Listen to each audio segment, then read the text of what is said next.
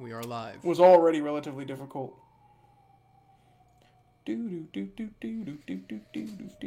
a little early. A little earlier than we usually do. But we're probably in for a long one tonight. Yeah. Because it is, as you all know, the end of Evangelion. No, it's the end of episode 6. So all the chapters are going to be really long because it's the end of an episode, and that's always how it's worked. So let me just do our brief annual audio check. Okay. The end of Evangelion. No, it's the end of episode 6. So all the chapters are going to be really long because it's the end of an episode, and that's always how it's worked. Okay, we sound good. Good. Well, I probably should have spoke up sooner, but oh well. I gotta go pee. All right, I'll keep them occupied. You can catch them up. Yes. Talk about what happened last time, because there was that long stream last time, so. It was a very long stream last time, but what did end up happening... Hello, Tommy. Thank you for coming right at the beginning of stream. We're doing our recap right now of what happened last time. But what happened last time is that we came in to Erika running into the mansion and getting to the room, the Battler room, where Battler was supposedly dead but not there anymore. And we went through a very, very long breakdown of how Battler could get out of this without it being a logic error. In the moment, which was one of Battler's family members comes to rescue him and swap out who's in the room, allowing there to be a human in the room that wasn't Battler, thus not nullifying all of the red truths so far, and helping Battler to get out of a logic error. However, turns out that, first of all, it was revealed that Battler's construction of this rendition, episode 6, was actually all going to be a prank, where the entire family pranked Erika. But Erika, because she couldn't, well, she not couldn't, but she wasn't using the detective proclamation, she just killed the family members to ensure that they were actually dead, thus making her the murderer, enraging Battler, and also making it impossible for anyone to come to his aid in that room. Which caused him to get stuck there in a logic error, but there was also a lot of stuff going on where we got some sympathy from one Lambda Delta who was talking with new Beatrice and told her, as long as you have hope, he will be able to come back. So Beatrice is out there trying to figure out what she needs to do right now to free Battler because he's stuck in this logic error. And at the same time, Bernkastel is scheming, as she always has been, and so she has given Erika this plan to forever trap Battler. Basically, they have enslaved him while he's stuck in the logic error room against his will, so that by the time he does ever get out of it, he can't do anything about it anyways. And thus making Erika the territory lord of this fragment that Battler was the territory lord of. And that's where we left off, was that did happen. Erika got married to Battler, and Beatrice didn't show up all the way up until the ring being put on Battler's finger. And then if I remember correctly, the very last thing that happened was we went back in time, we cut back to Beatrice in this scene that we see before us, the garden, with the other two sets of lovers, Canon and Shannon, about to duel to the death. We had just cut away from that. And supposedly, according to Zepar and Furfur, if Beatrice keeps observing this, she will find the answer to what she needs to do to save Battler. So, which Beatrice the Elder thought it was a load of baloney, and didn't get it at all. But young Beatrice is a little bit more like, okay, let me watch and learn. And so that's what she's doing. I'm trying to remember what the really funny way was that Zepar and Furfur gave their hint, because at first they were like, we told you the hint. It's without love, it cannot be seen. Yeah, no, they just kept going back to the same thing in different ways. They were like, we'll give you another hint, and then it was like, it cannot be seen unless you have love. Yeah, something like that. I loved that. I can't remember what exactly it was. Anyway, I think that's about it. A dreary Dang. Immediately? An immediate mess up? A dreary breeze blew through the golden rose garden. Shannon and Kenon had already finished walking 19 steps, their backs still facing each other. Oh, yes, I forgot about the 19 as well. When the demons conducting the trial gave the signal, they would both turn and settle this. Each one of the dueling pistols given by the demons in their hands, each had one of the dueling pistols. The bullets promised certain death, no matter where on the body they hit. This duel would not end until one of them died. Hola, Tommy.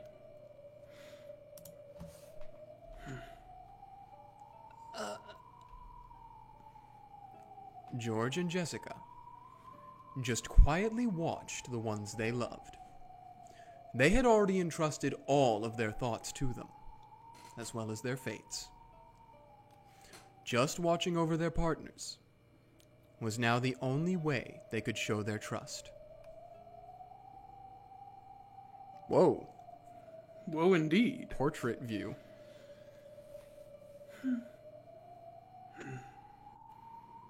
Shannon and Kenon stood quietly with their backs turned. Whoa, the music. Yeah. They had already set aside the feelings they'd built up during all those days they'd known each other. The next time they laid eyes on each other, nothing would be asked of them except pulling that trigger.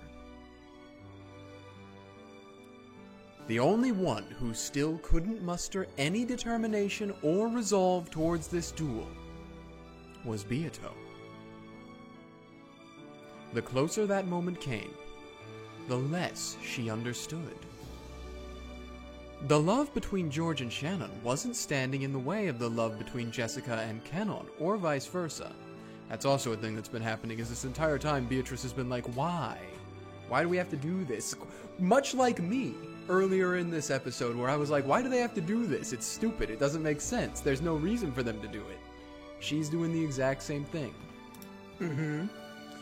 Why, when both sides could find happiness, were they being forced to kill each other? I don't understand. I just can't understand. Little sister, we are not permitted to do anything but watch. Zepar-san, Furfur-san, why this duel? This is no trial of love. You really are demons. You just want to enjoy watching one of the pairs fall apart, don't you? Silence! You'll get in the way of the lovers. You're the ones getting in the way. One will fall. The one who loves that person will grieve. If only you two weren't around, no one would be sad. That is not true. If we hadn't set up this duel, Then both pairs would have fallen apart. This duel is necessary. I haven't been able to accept that since the beginning. You say that love can't be successful without a miracle of magic. What does love need other than two people who love each other? This duel is meaningless. So stop it, you two. Shannon and Kenon both. Why must you fight each other to the death when you were once as close as true siblings? I just can't understand. Everyone should have been able to hear Beato's yell. However, no one's expression changed. That's right. I'm impressed that you noticed.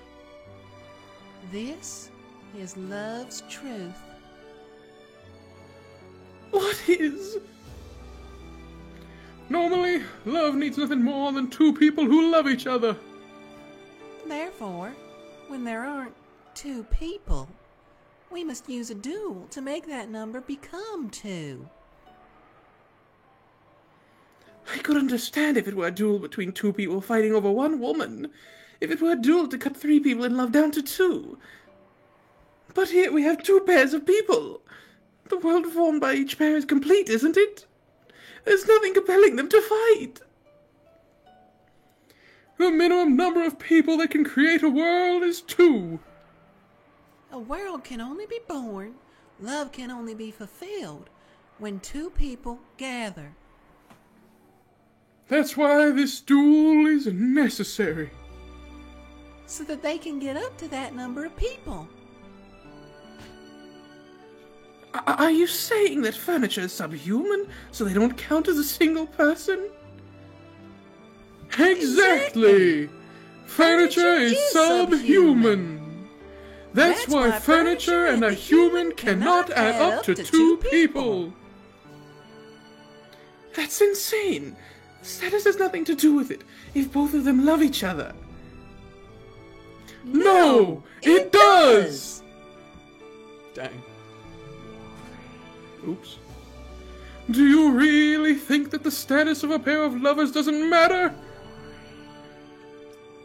Is a man who has a wife allowed to love someone else? Is a woman who has a husband allowed to love someone else? Are you allowed to fall in love with your parents? Are you allowed to fall in love with your children? There are many situations where status makes love unallowable. Then just what is furniture? Why mustn't furniture fall in love? Because their soul is less than a single person. Shannon, Cannon, and of course the piece that you are. All of you are furniture. Subhuman beings who possess less than a single person's soul. To be qualified to love a human, you need only one thing. The possession of a single person's soul. That's why a pair in love can create a world. For example, do you think a man with a wife has the right to love another woman? Of course not. If he loved two women, neither would get a full person's worth of love. A man such as that would be unworthy of love. See? There are plenty of statuses and humans who have no right to love a person. As long as both people feel love, nothing else matters. That's just the hypocrisy of naive love. We cannot forgive humans who falsely pretend that they have the right to love. We cannot forgive the love of subhuman beings, of those who don't make up the minimum number of people required to create a world. That is the purpose of our trial. It is to let the sinful souls regain a complete soul and become capable of true love. Long You're managing it. Oh, back to this scene. Senpai Sama? For Sama? Our hearts are ready. Oh gosh, okay. Please give the signal to start the duel. Oh, 1 second. No, you're okay. You're okay. Don't forget. Don't forget. You're okay. You're. No, you're. My stream deck broke. The pair, bidding farewell, quietly asked for a signal to be given. Zepar nodded silently, and then walked to a place that could be seen by both of them. Furfur spoke in a voice quiet enough to avoid distracting the two duelists. Watch. My stream deck. Dang. Okay. Sorry, it's like busted. Oh, wow. Yeah, I'll deal with that later. Watch the duel to see which of the lovers will fall apart. I just hit my hand on my desk. No, this isn't a duel to see who falls apart. This is a duel to make true love succeed. I don't understand what you two are saying. No, you must understand. This marks the birth of a human who can truly love another. I don't understand. No matter which wins, please support them. Right now, their days as furniture will end.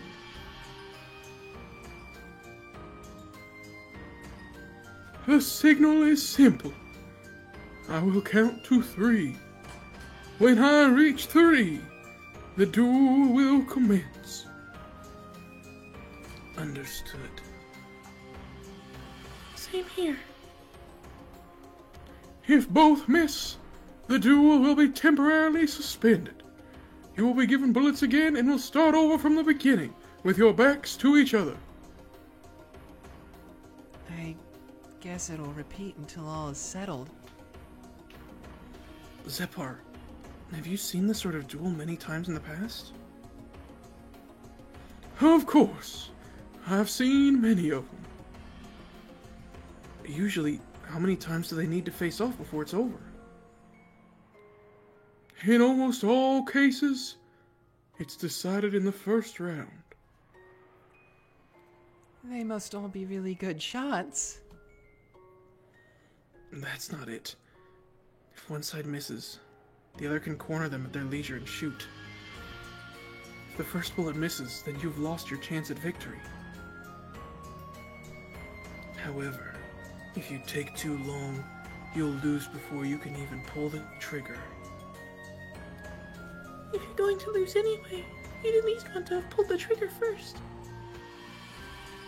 Your resolve is good, you two. Then, let's go.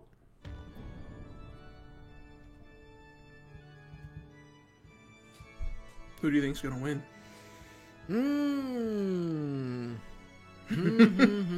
I don't know. I feel like pulling the they both shoot each other would be too cliche here. Think so? I don't know. He's surprised me so many times in the story that I genuinely don't know if he's gonna do that or if he's just gonna go straight for one of them wins. Oh, okay. Oh. It's doing it without me. It's doing it without me. Okay. It's 2. No, that's you. That was you. That was you. 2. It's probably gonna be us together. Wait for it. Yep. Oh, this is sweet though. 3.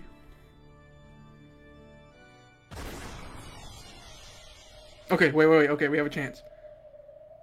So let's just chalk it up as such. Do you think it's gonna be 1, Canon wins, 2, Shannon wins, 3, something else? You at home can vote as well. Now's your chance. I'm gonna bank on something else. You're banking on 3, something else. I feel like there's a chance Beatrice does something here. Let's see. Okay. So. You all at home, if you wish to participate as well, you can do the 1, 2, or 3 that I just listened. 1, Canon wins. 2, Shannon wins. 3, something else happens. Now's your chance. Said if they both die, that would be tragic and funny. I have, Dang. I hate to agree with him, but it's true. So yeah, and if you're watching the VOD, you can also try to do the vote as well, and just comment and then come back. Don't look. Yeah, don't look at the live chat. Don't go and edit your comment afterwards and be like, "See, Yeah. I knew it." I mean, I guess you can. Who see if it's cares? edited, so. Yeah, it'll say edited. In the Anyway. Golden Rose Garden, when the number 3 was yelled, the sound of gunfire rang out once. Even the people watching couldn't tell whether that was a single gun firing or the sound of both going off at the same time. In the midst of the stench of gunpowder and white smoke, there with gun raised and smoke trailing the barrel, was Canon. And lying on the earth was Shannon.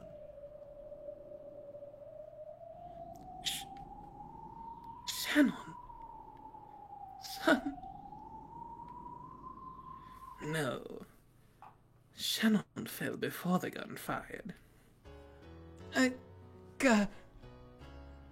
Jessica's distressed expression was enough to explain what had happened.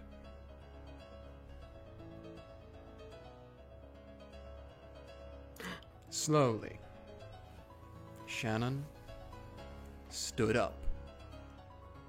There was no bullet wound anywhere on her body. At the time of the signal, Shannon had thrown herself to the ground, dodging the bullet. It had been a bet.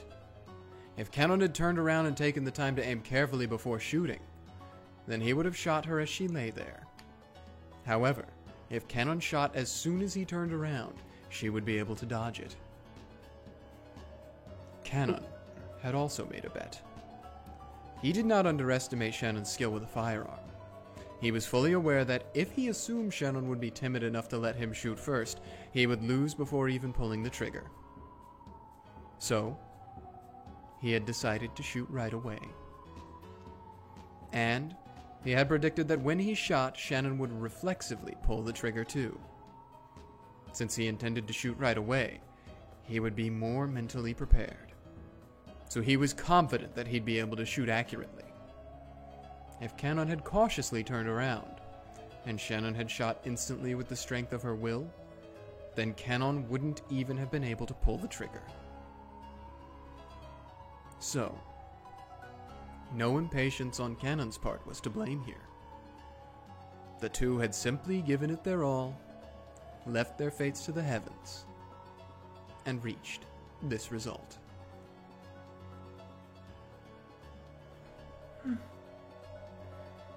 I didn't imagine that my quick-tempered Nason wouldn't shoot at all. I'm surprised too. To think that old, prudent Cannon-kun would shoot as soon as he turned. As Shannon quietly pointed the barrel at him, she slowly walked forward. She planned on cautiously closing the gap until she reached a distance from which she could hit with even more certain accuracy. And Cannon had already lost any means of fighting back. He could only try to dodge Shannon's bullet and place his bet on the second round. If they both thought this, then what happened next would turn that assumption on its head. This isn't over yet. Cannon dashed forward like a tornado, bent over so low that he was almost crawling over his shadow. This duel could only be settled by a bullet. But he wasn't the only one who had a bullet. If he could steal Shannon's gun away from her, he could turn this fight around. And if Shannon calmly shot through Cannon, it would end. The odds that Shannon would miss, or that he could get close enough to her before she fired, Cannon would bet all the chips he had on them. Shannon could draw Cannon in until the last second, then shoot him from a closer distance. If she pulled the trigger just before he reached her, then even if she missed, they would just start again from the beginning. Shannon kept her gun pointing at Cannon's forehead as she compared these options until the final moment. She led her shot, calculating the distance he had already moved and the time it would take to pull the trigger. The goddess of fortune smiles impartially. Whoa! No! Surviving past the final moment Shannon could have shot, Cannon barreled into her chest. Then he swung his hand up and knocked the gun Shannon held into the air. That strike sent Shannon's gun flying into the sky. At the same time, Cannon's gun also flew from his hand and danced through the air. The two guns danced a rondo through the sky, reached their peak, and began to fall. By that time, neither knew whose gun was which. The two guns were exactly the same. Everything about them was identical. There was no way to tell them apart. However, there was one difference. Well, if they're flintlocks, the flint should be struck. Oh, only one of them had a bullet inside. The pair raised their hands to the sky, trying to grasp their fate, their miracle. It was as though they were trying to grasp the wings of a descending angel of miracles. The pair looked up at the brilliant sky and entrusted everything to the goddess of fortune. Then, They each grabbed one of the guns out of the air, and after dancing a momentary rondo, their arms crossed each other. Oh.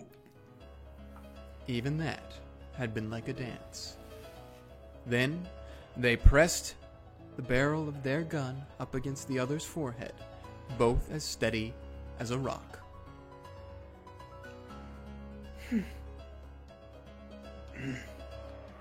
Even they could not know which gun held the bullet. Would it be Noir or Rouge? When they both pressed the triggers, one would die and one would remain alive. The match would end. George and Jessica wouldn't know the result until that moment came.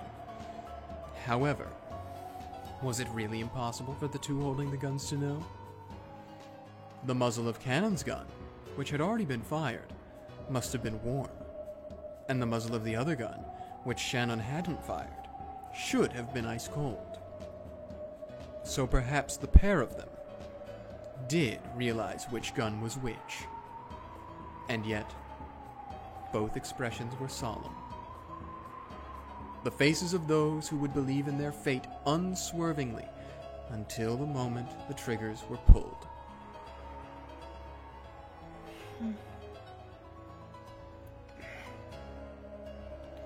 Don't be sad. We'll meet again soon. In the Golden Land. We should have done this much sooner. If only we had. Our reunion could have been avoided entirely. It's all right. Considering what day this is, even this duel is just a farce. You're right. If we're just going to revive in the Golden Land anyway, it really is just a farce. Then I'll see you later. Yeah, you too. So long.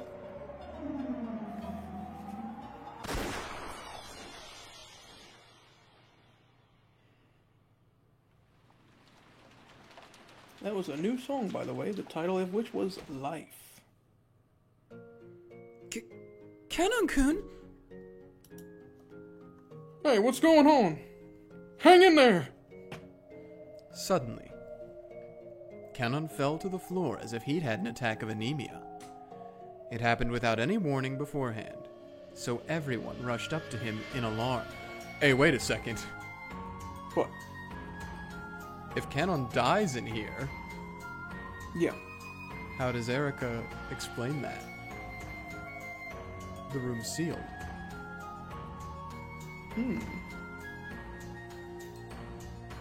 What they saw surprised them.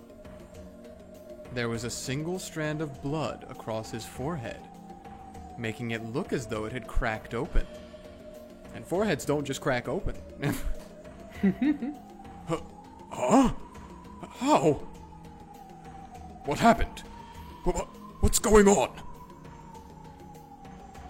Trying to get a look at the wound, go to White Cannon's forehead with a handkerchief. However, his forehead was perfectly smooth, without any trace of a wound. And yet, blood was pouring out, almost as though it was seeping through his skin. What are you doing? Stop the bleeding already! But even though there is no wound, the blood won't stop coming. Hang in there, Cannon-kun! Cannon-kun! Yoshia-kun! Oh. Genji knows what's up. Yeah. Cannon's forehead was pale, and though his eyes were open, they had lost the light of the living. Just like a puppet whose strings had been cut.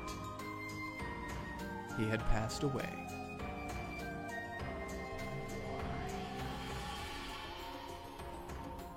Yoshia-kun! Yoshia-kun!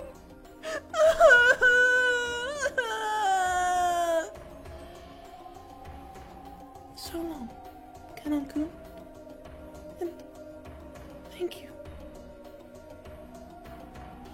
Jessica dashed up to Cannon's corpse, held it, pressed her forehead against his, and, as the still hot blood was smeared over her forehead as well, she sobbed.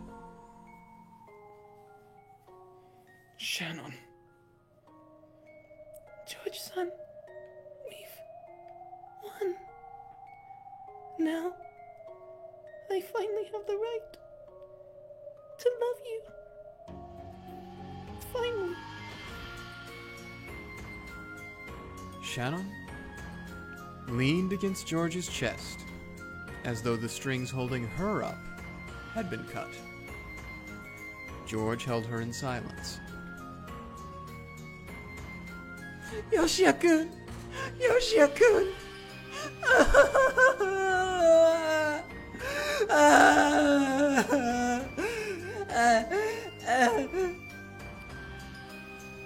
There was nothing in the golden rose garden except the wind that carried golden flower petals, and the sound of Jessica's grieving sobs.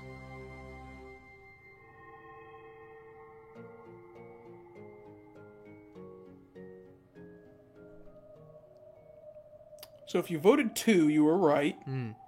It gave us a little trick though. It gave us a little scare there. Yep. Had to build the tension. Would have looked excellent in the anime. Maybe. Is your trial for us finished now? It is. Congratulations. You two were the ones who remained.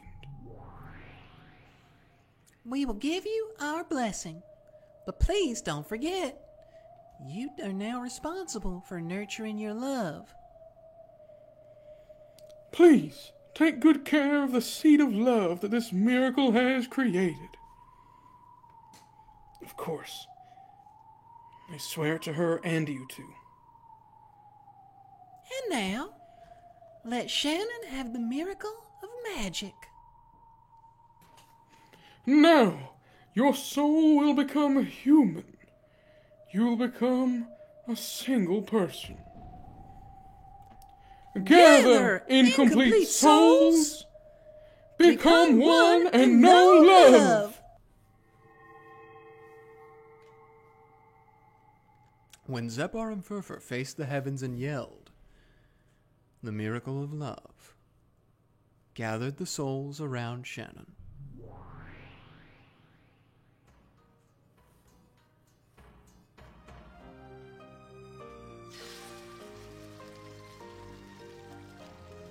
They came from the losers of the trial, from Cannon, who had been defeated, and from Beato, who had dropped out.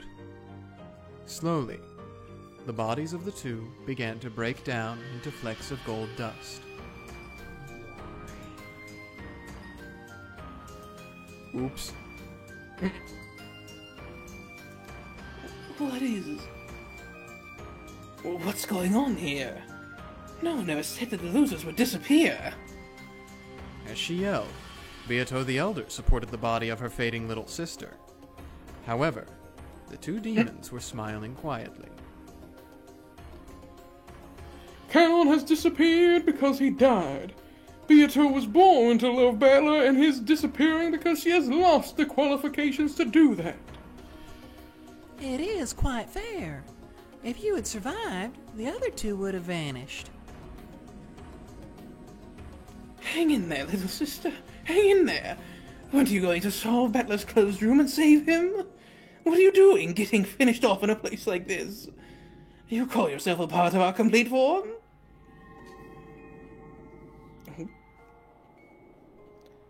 Why was I born? For the purpose of loving Battler, son. Why do I love Battler, son? The truth is, I don't know why I started to love him. What? Why are you saying this now? After all, when I was born, I was told to love Battler-san and be loved by him. It was my purpose. So Though I don't really know why I love him. People don't need a reason to love each other. Don't disappear. If you disappear, who will save Battler? Little Sister Beato. Beatrice!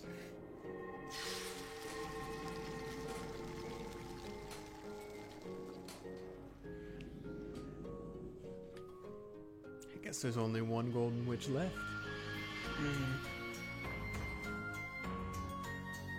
Okay. Why is it that I love Battler, son? Mother?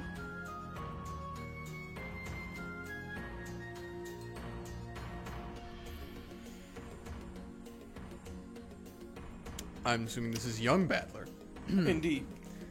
Well, I'm actually not a big fan of the family-oriented type of girl. You see how crude I am, right?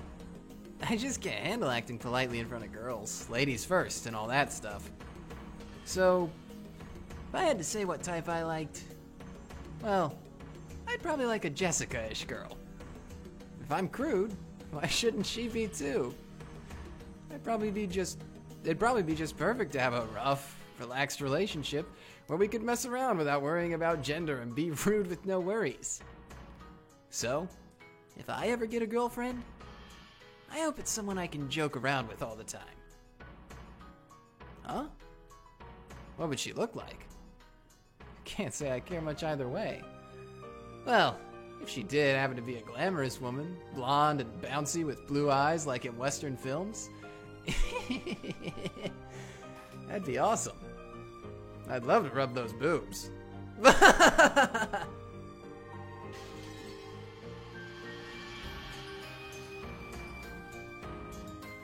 Battler still? Beatrice. Listen. I think this is old Beatrice. Must be, I guess. Or at least whoever Beatrice really is. Okay. I'm just gonna do the Beatrice voice for it then. Damn it. Listen. Well, it's not her. I am giving you my love for Ushiromiya Battler. Become the kind of woman Battler wants. Take the golden hair he likes. Take the blue eyes he likes. Take this personality that matches his. And then you must love him in my place. And then, if possible, you must be loved by him. I can no longer love him. Please, take my feelings that went unfulfilled. My feelings that I couldn't hold back. And to make my wish come true. Bless you. Thank you. From this day forward, you are no longer the Rokinjima ghost that lives only to play pranks. From this day forward, you will become the master of this island and wait for the day that he comes to fulfill his promise. From this day forward, you will do this in my place. So from this day forward, you will no longer be me. Please forgive me for pushing all of my worries onto you, while I alone try to find happiness. From this day forward, you have the right to hate everything. From this day forward, you are the Golden Witch, Beatrice. And one day, you will destroy everything, revive everything. You will bring blessings to all lovers. When that happens, I pray that you and I will both succeed in finding happiness. From this day forward, you will no longer be me. And from this day forward, I will no longer be you. The two of us will split apart a single soul and share it. And though, of course, neither of us will possess a complete soul, I'm sure our dreams will be more numerous than those of humans. Let us be blessed. My dear Beatrice. No one will be able to see your form. However, I alone can see you. And if you are loved by many people, I'm sure that everyone will be able to see you someday. With love, they will be able to see us.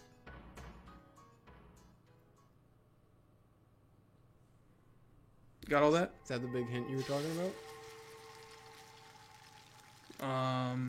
I don't think so, but You that don't is a big think hint. so? I was about Well- to say, I feel like that was a big hint. That's a big hint for that. This whole lovers thing is a big hint for the Beatrice thing. But there's another hint at after we finish episode 6 Wow. Okay. that we'll then have to go back into episode 6 for. Hopefully, we'll do it this stream. Okay. But anyway, That made me think a lot of things, yeah. and I think I'm getting closer to what my answer is because of it. So Good. We'll tackle that either at the end of this stream or next stream. Okay. Well, I do want to pause here because now I have to pee. So Okay, that's fine. I'm gonna take a drink of water real quick, Yep. and then I'll entertain them.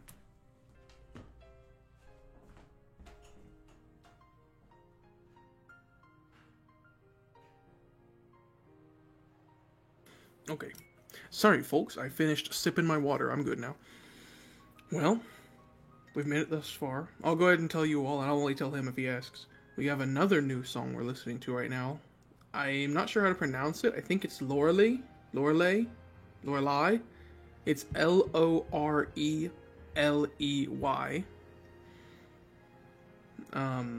We're actually already almost done with this chapter, if the songs are to be believed. I don't know how long each section is. Which, of course, if you're already watching this because you've seen Umineko, you probably already know that we're getting close to the end. But, so sad, so tragic. If you at home don't know what's going on with the Beatrice stuff, with the lovers stuff, if it doesn't make any sense to you, I return. no, make your guesses. But if you already know, don't say anything. Welcome back. Right back into it. Indeed.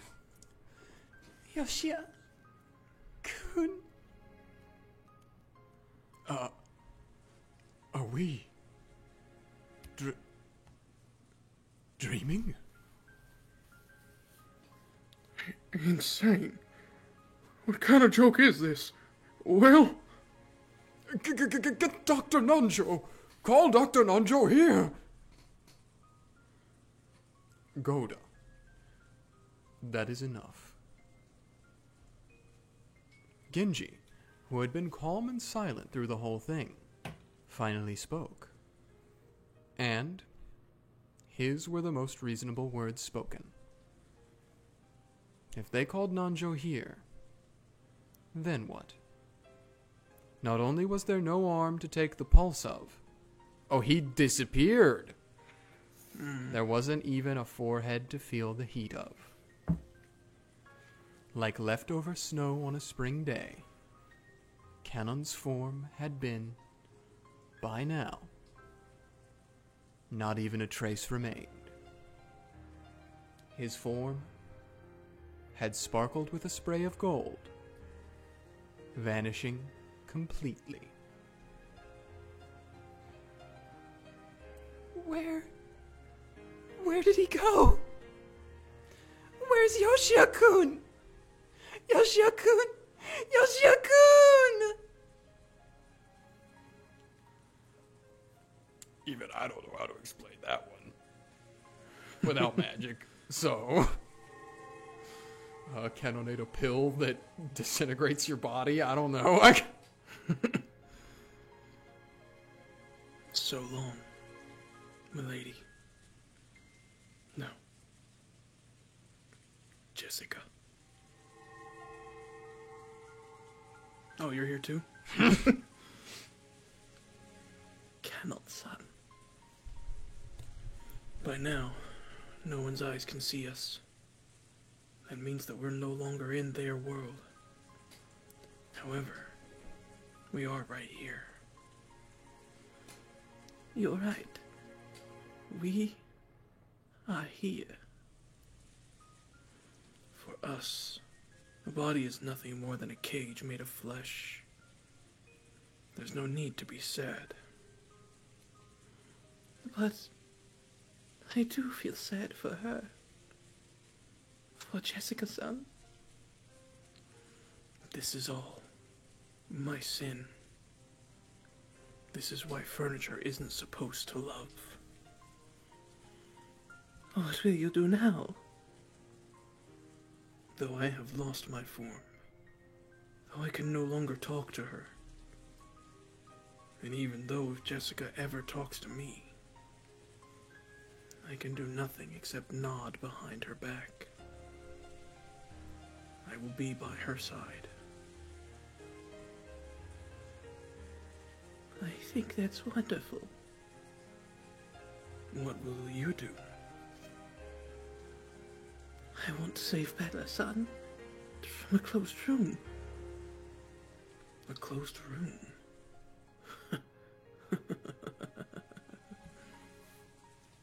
After looking a bit taken aback, Kennon laughed gently. Beato, who hadn't expected to be laughed at, looked a little sour. Why are you laughing? This is very important to me. But it's a closed room.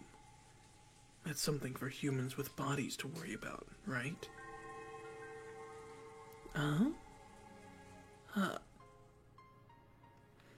We've already been released from our cage of flesh. How could a closed room hinder us? Are you sure about that? I mean, there's chain lock and packing tape seals and red truth. I see. So you aren't a being from the world of pieces, but a higher level world. That means your limitations are different from ours, or so I hear. Ah, well. Kennon stretched. It looked as though he was about to head out somewhere. Kennon-san. Seeing as you're a fellow loser, okay, I'll go for you. I'll go to the guest room in the mansion, let Battler-sama out, set the chain behind me, and hide in the closet in his place. You can do that? Is that enough? I'm glad for the sentiment. However, even if you wanted to leave the cousin room because of Erika-san's seals... Unlike the next room over, the cousin room containing Kennon was a guaranteed complete closed room, even counting the windows. Not only did he have no way to save Battler, he couldn't even escape himself. Tell that to the non-existent Kennon body. Tell me. In that case, use your magic to give me power. My magic? Yeah. Use your magic on me. Wait. I don't even know how. Aren't you Beatrice, the Golden Witch? I am a witch, but... I don't even know about closed room tricks, much less magic.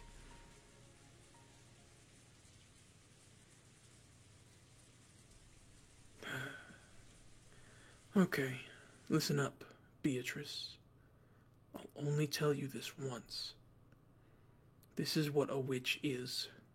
What? What a witch is? New song, by the way. This one is called The Sin. A witch is not the one who solves puzzles. Not the one who solves puzzles? Yeah, that's right. If you're a witch, why are you clutching at your head because of someone else's puzzles? That's not a witch's job, right? Then, what is a witch's job? It's to make puzzles. The Golden Witch I know would have used insane magic to create a puzzle that no one could understand, confusing everyone and sneering. Create a horrible riddle that no one can get, spin everyone around and badmouth them. You aren't supposed to clutch at your head worrying about your opponent's puzzles. That's your opponent's job. Worrying is my opponent's job. Don't worry about how Ushiromiya Battler got out of the closed room. A chain-locked closed room? Not trivial. You need to create a much more spectacular, ultimate closed room. And make it so that they're the ones worrying. I'll even lend a hand. I'm not the one who worries. That's for them to do. It's about time they learned the true terror of the Golden Witch Beatrice, the one who can create endless closed-room tricks of the most horrific kind. Tricks that can make even the demons of hell prostrate themselves in shock. A closed room, even more horrific than Battler's house. We've already gotten our hands on one, haven't we? A horrific closed room? In the back of Beato's mind, images she remembered began to flit by, one after the other. The mansion, the guest house, the rose garden. No way. She's beginning to remember. Trick, mistake, lure, taunt, trap, laugh together. Do you know about this trick? I think I've seen something like it in a book before. Beato's eyes opened wider and wider. Countless lights circled around her, swallowing her up. And one more thing. What? That's no way for the Witch of Closed Rooms to talk. So, after all, I must be... me. I got the biggest stupid smile on my face right now, bro. Yeah. I love this goof. I know. That was one chapter done, by the way. There's one left. Alright, maybe we will get That through all one? of this. I hope. That one was called The Duel of the Lovers. I agree, Duke Onkled. It was... I just didn't want to say it in the moment because I didn't want to ruin the moment. But it was interesting that out of everyone to do it, Canon was the person to snap Beatrice out of it. Yeah. Or I wouldn't say out of it. Help her remember. Mm-hmm. And this new chapter, this final chapter we're entering into before the tea parties is called... I'll tell this one because it's not really a spoiler. It's simply called... Red and Blue Truth. Oh boy. I'm so ready.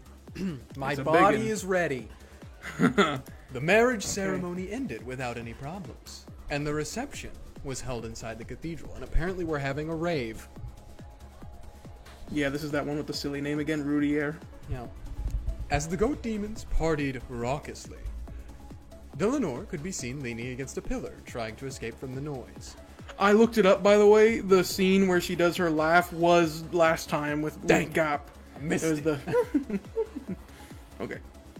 Then, Gertrude appeared and whispered some kind of report to her. Is that true? Allow me to speak. Aide Cornelia is currently heading towards the scene. I suggest that Lady Erica be contacted as well. Understood. I will tell her. Gertrude, contact the head of ceremony security. Prepare for battle. As you wish. The smirk. I apologize for interrupting your chat. I am in charge of security for this ceremony. Huh? Is it me? Do you want something? I told you you were going too far. Champagne Tower bowling was always a bad idea. Dang. Looks like it's time for a scolding. Hey, Burn! Hey, what's going on? Did I do something wrong? The reception desk has received an envelope from an unknown sender addressed to Lady Lambda Delta. I always ignore anonymous calls and letters. Just throw it away. But please look at this. What's that? Did you tell anyone you received this? No, only the two sisters at the reception desk and I know. They have already been ordered to keep silent. The instant she saw the envelope, Lambda Delta snatched it away and lowered her voice. Burkestel had walked away and was apparently making fun of Erica. Yeah. Byrne, and of course Erica, were both drunk. Dang! Yeah. If they were left alone, they'd probably forget about this. It's true that this envelope had no sender written on it.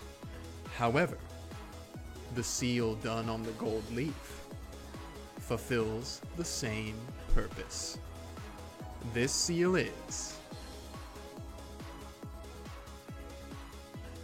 Lambda Delta hid behind a pillar, ripped the envelope open, took out its contents, and read them. Her eyes instantly started to glint, and she smiled like a kid who's just thought of a nasty trick. What is to be done? The sniper team is carrying red warheads. If you give your permission, I will give the order to load them. What are you talking about? Do you realize how important these guests are?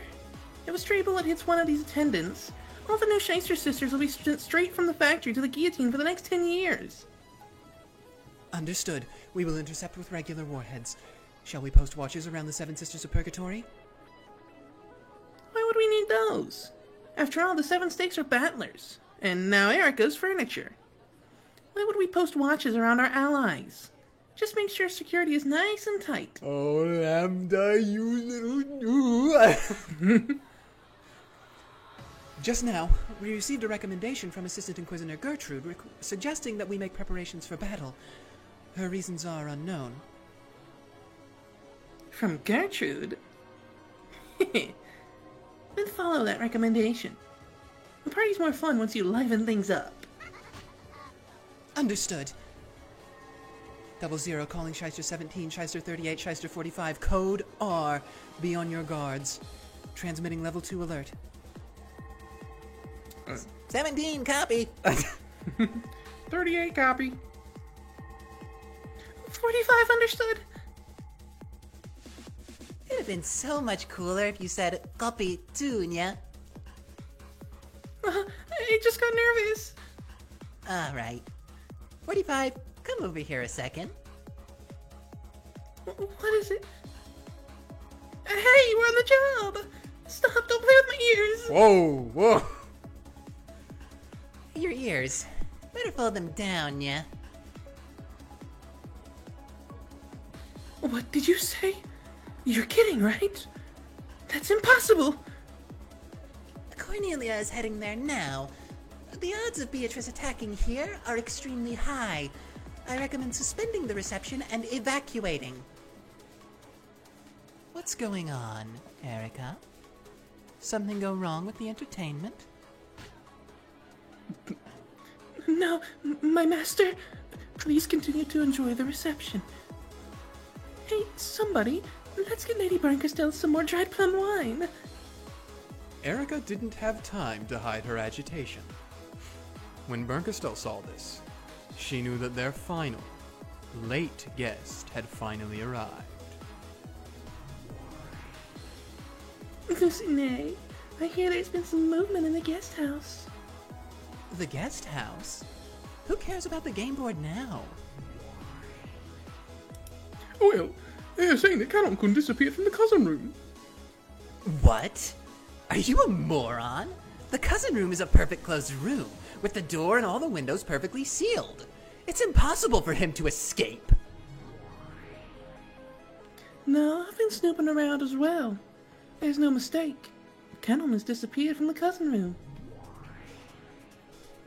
He's probably hiding somewhere in the cousin room, or else he's managed to trick everyone since the beginning, and was never in that room to begin with.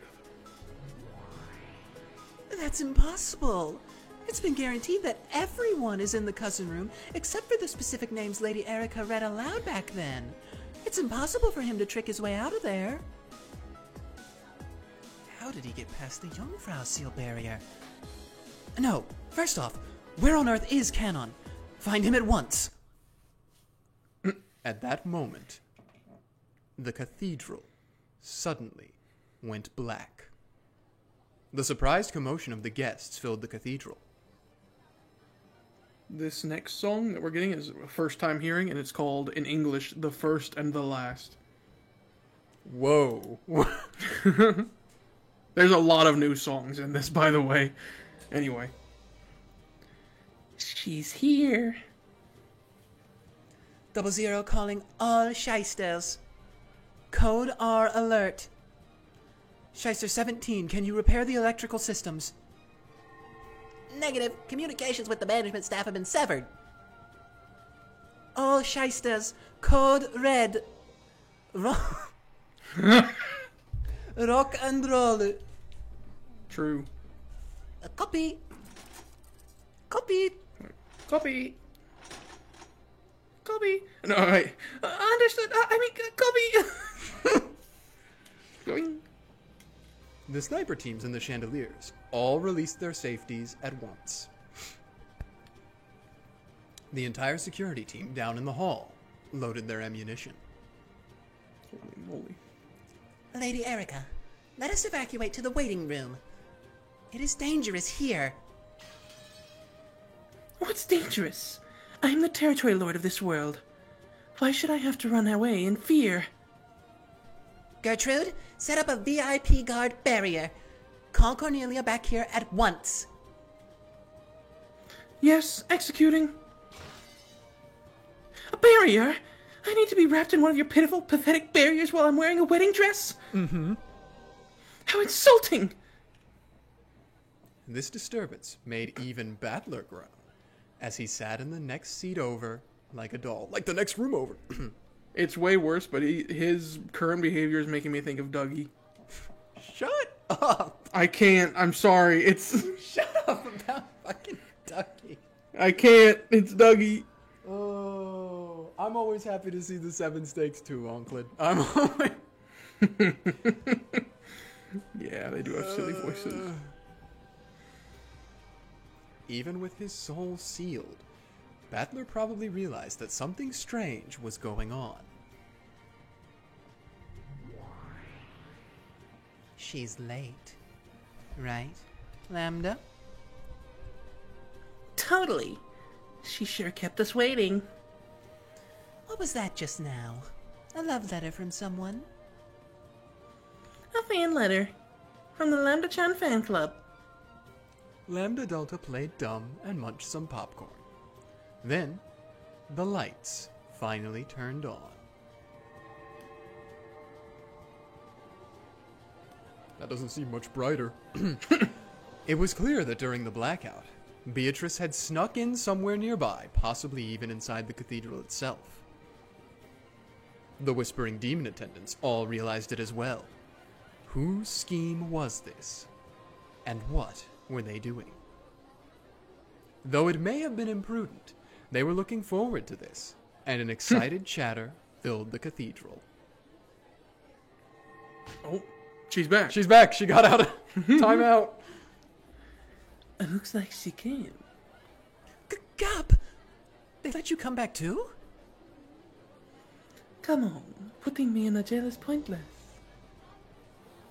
True. But Riche, Battler's closed rooms, the cousin room, and even the final possibilities are next to Mova have all been sealed. How are you planning to save Battler? Let us suppose that Milady has found some trick X. Goofy Trick X. If so, she would inevitably have to march in here to thrust that in Lady Erica's face. But against all of these shyster troops? I can't believe this many of them were hiding here. It's impossible. She'll be sewn to death. Rabbit ears dashed all about the hall. Incredible that she could remain hidden and unnoticed with so many people around. I love that name for him because it's like the disrespect of like red coat or lobster, but you just call him Rabbit rabbit ears. ears. If she can just get close enough to challenge Erika, she should be able to get herself an even fight. I see that move. However, does Milady have that item with her? She always complains and dislikes it when I prepare them for her. My, she's a troublesome one to the end. Amid the crowd, Ronave took something out and showed it. He's pulling his... When Virgilia saw, she understood what that in his hand meant. True, with that, it should be possible to stop the attacks from the Shyster troops. Well, if it doesn't work on Erika, we're through. The problem is getting her right in front of Erika, if only for a second. The Shyster sisters will probably prevent that with all they have. Ria, do you think you can gain her that time? Virgilia gave a small nod. However, the problem was the two Shyster troops standing at her back. Since the time she'd tried to jump out in front of the procession, she had been marked constantly. It was possible, with Virgilia's vast magical power, to momentarily take out all of the Shyster troops in the cathedral. That would only gain a short bit of time, but it would be enough to confront Erika. The Shyster troops knew this, so they kept a close eye on Virgilia with tense faces. At that moment, the great cathedral door was blasted to bits.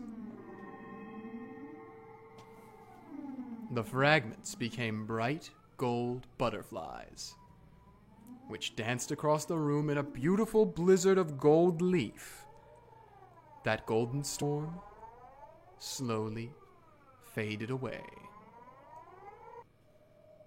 Then, at the entrance to that red-carpeted path to the grave, a calm, majestic figure was. Guards, shoot to kill! Negative, conducting identity comparison. Delanor ordered the guards to shoot the intruder right away, but Shyster 00 didn't respond.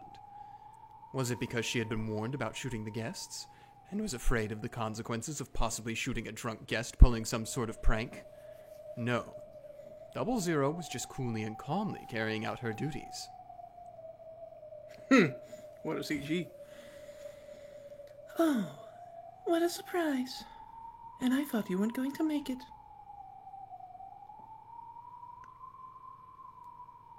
The pair faced each other from either end of the long red carpet. However, in between them stood several dozen Shyster honor guards. It took you quite some time to come here, most honored guest. You had us all quite worried. But I am glad you managed to make it to the reception at least.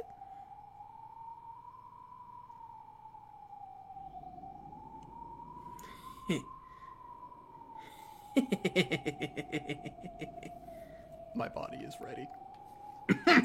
Beato laughed. That chuckle made Battler's eyes quiver slightly. You...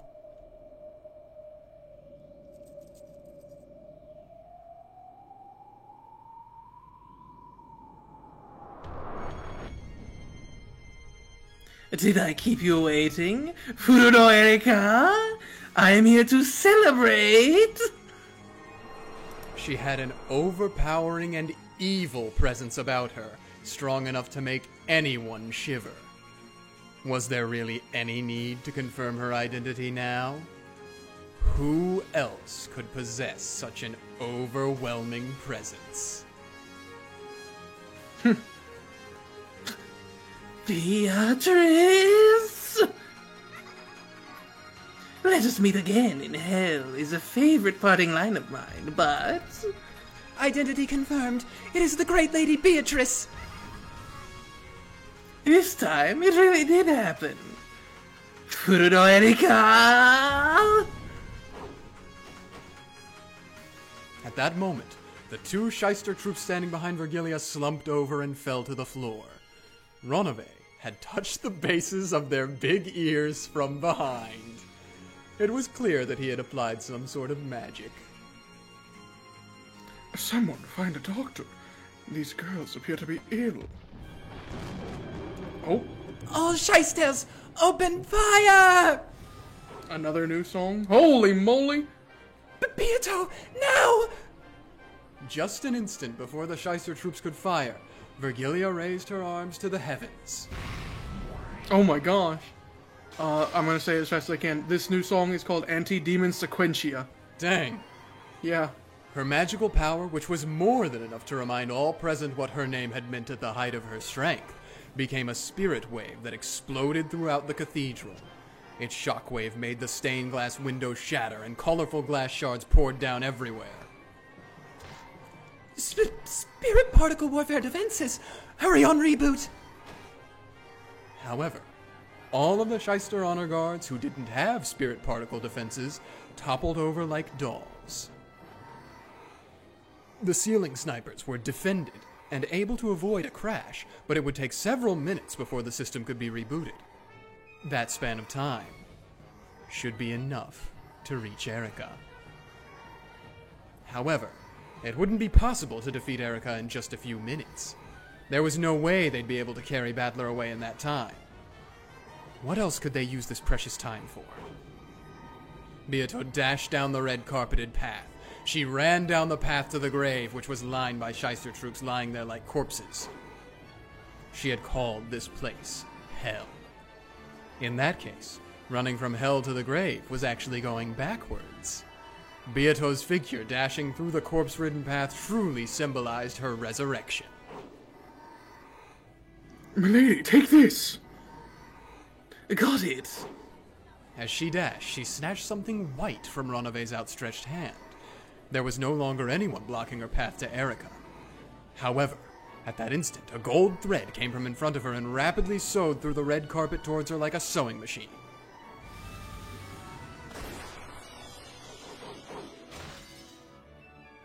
Oh, we have a meddler. Reloading complete. Requesting data, yeah?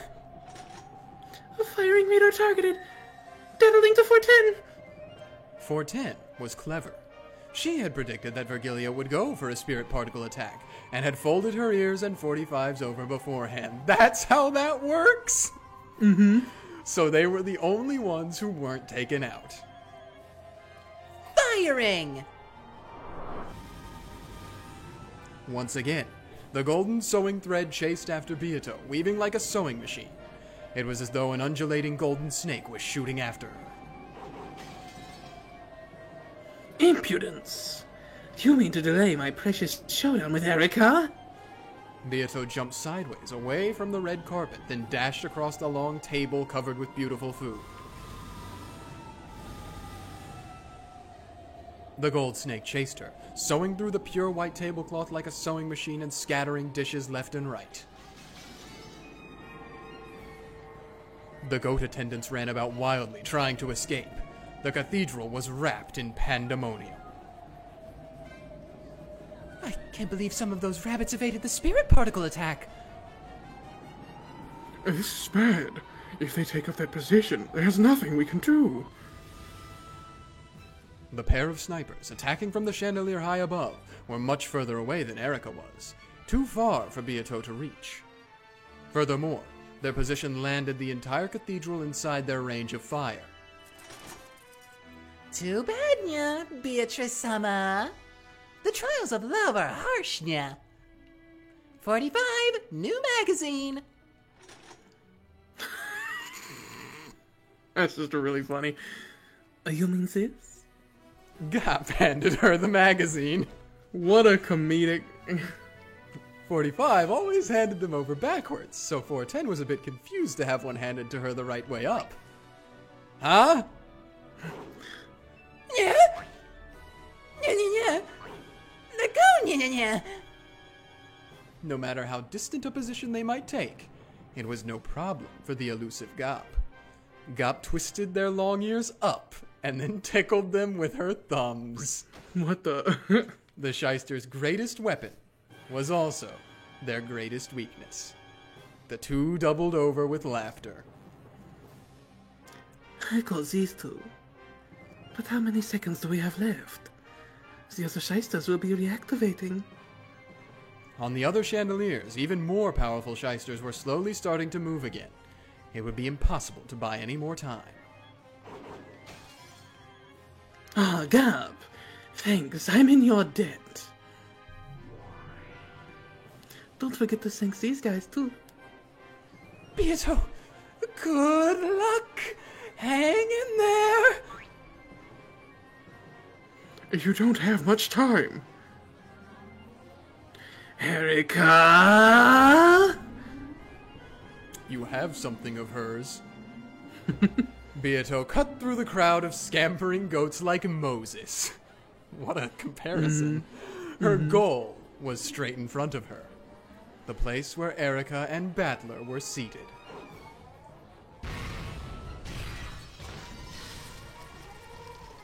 Ooh. Then, a red barrier took form, blocking her path. It was the VIP guarding barrier that Gertrude had set up. She stepped forward and laid out a last line of defense to block Beato's path. Let it be known that you will get no closer. You think a wall like that can stop me? How long until the shysters reactivate? Within 30 seconds. As the oldest of the seven sisters of Purgatory, Lucifer stood in waiting behind the bride and groom. She wanted to save Beato. If she could just distract Gertrude for a moment, the wall would disappear. However, the seven sisters were furniture. They served the territory lord, so they couldn't move to help Beato. Dillanor glanced over at Lucifer. There was a coercive tint to her eyes. You are not allowed to move except by the orders of your master. Who's our master? It's Erica now, idiot! No, our master's Battler-sama. True, Erica only speaks on his behalf. That's right, One-sama, whose furniture are we? Don't make her be the last one. I'm so upset. It's just too delicious. Let's dig in. The red absolute barrier flickered for just an instant. Beelzebub's stake had pierced Gertrude's shoulder, and her concentration had wavered. But it didn't break. Slowly and expressionlessly, Gertrude turned to look at Lucifer. By whose orders? Know that Lady Erica has made no such order. We do have orders. The orders of our master.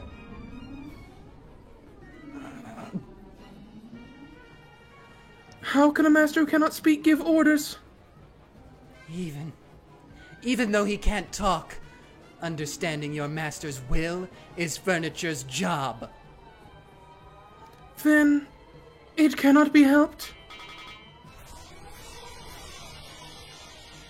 The seven stakes shot at Gertrude at once. Gertrude had chosen to take all of those direct attacks, refusing to abandon her barrier until the last moment. Though she was resilient enough to be called a literal Iron Maiden and receive no damage at all, it was more than enough to make her flinch and lose control of the barrier.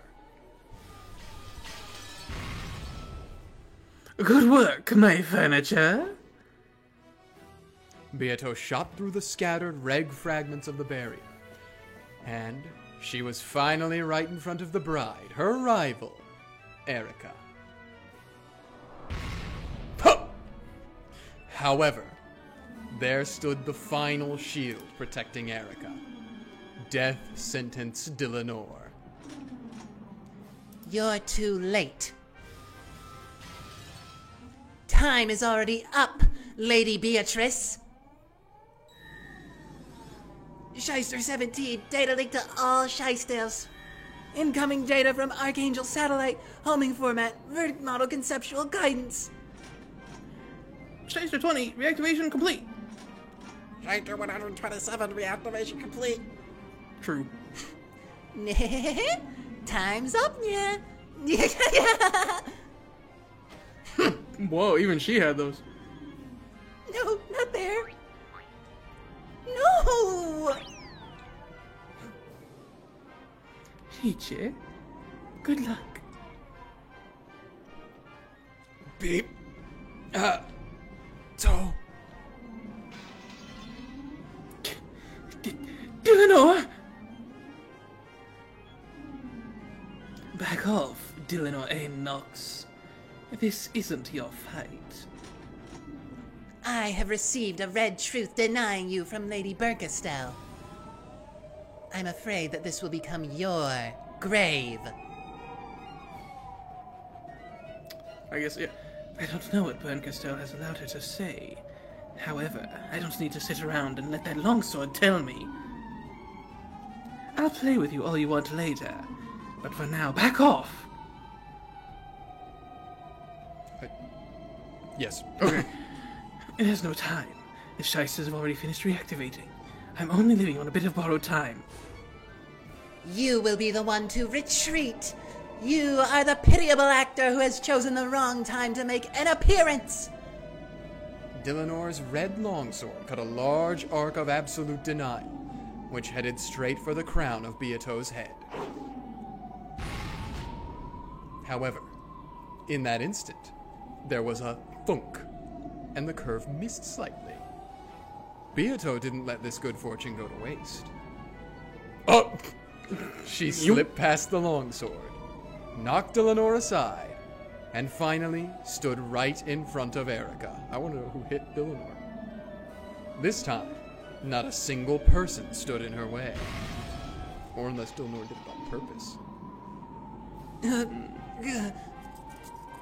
This is popcorn? Where did this come from? Urgent request from the bride's bodyguard team. Let the Shyster Sisters Imperial Guards fire at the intruder immediately.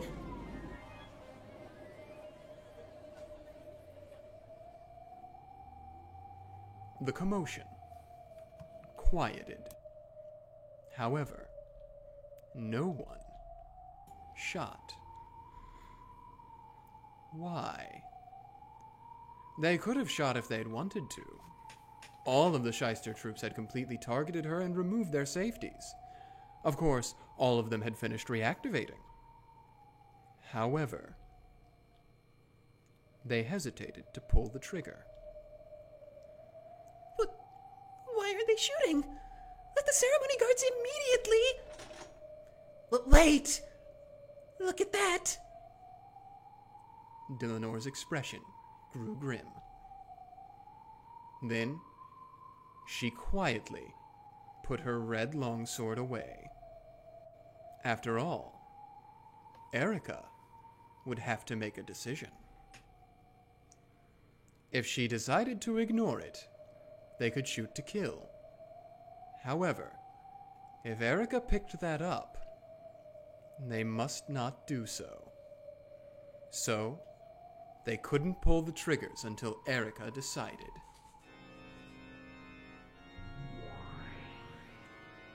Why won't anyone shoot? Look closely. You see what Beato just threw at Erica? Lambda Delta pointed, still chomping down popcorn. It was hard to see from the balcony. Beato had thrown something like a white handkerchief at Erica. She demands satisfaction! It had fallen to Erica's feet. What was that white thing? She really knows what she's doing, that girl. She knows what it means to be the main character. How interesting. The thing that had hit Erica in the face and fallen to the floor was a white glove that Beato had gotten from Ronove. hitting someone with a glove like that could only mean one thing. It was... Oh, Zephyr! What's this? What does it mean? This is a request for a duel. If she picks up the glove, it means she's accepted. And if she And if does... That's you. That's you. Yeah. No, I'm drinking water. I'm drinking water, man. And if she doesn't, the shysters will shoot? Why would she pick it up? She doesn't have to. However, we and the demon attendants would probably spread the word far and wide that she dishonorably ran away from a duel. She would be known for eternity as a coward who ran away from a duel of love. Yeah, what they said. no applause? No. Nope. Beatrice waited firmly and composedly. If Erica just kicked it away, then, at that very instant, the shysters would probably all fire at once, turning her into a golden embroidery. So, Erica didn't have to pick it up. However, she could not afford to be afraid of picking it up. After all, she was the true victor who had defeated Battler's closed room trick and logic.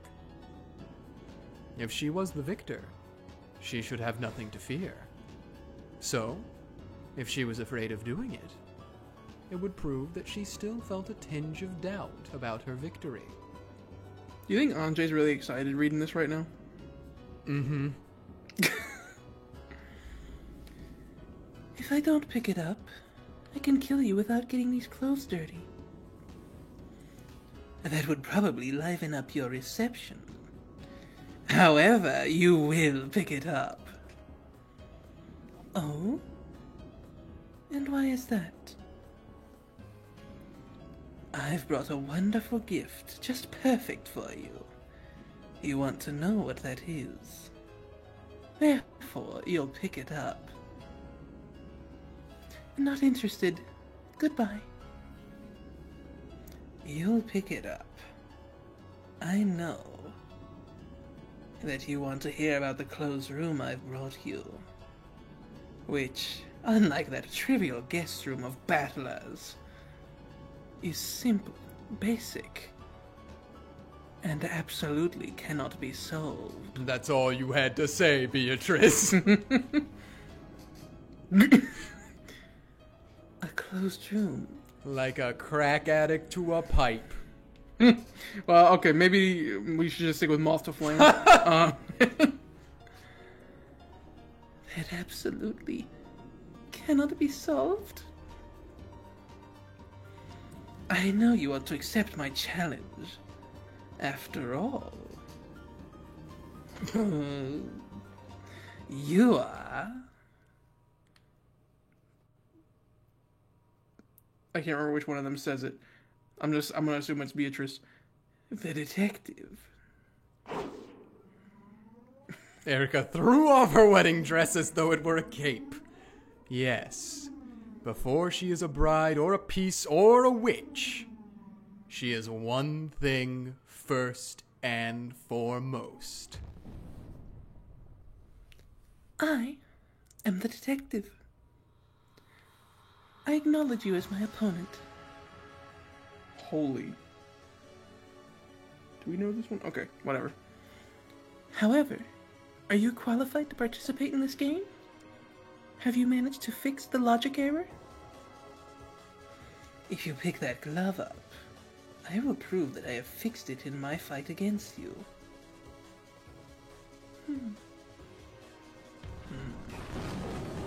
Good though. Whoa! The cathedral was filled with chatter. Erica had picked up the glove. A duel. A duel. The cathedral was wrapped in a bizarre excitement. Oh, this is Life. This is the one from the last chapter. At Erica's nod, Dillinor pushed the crowd away, leaving the pair alone. People were permitted to witness this duel. However, no one would be allowed to interfere in any way.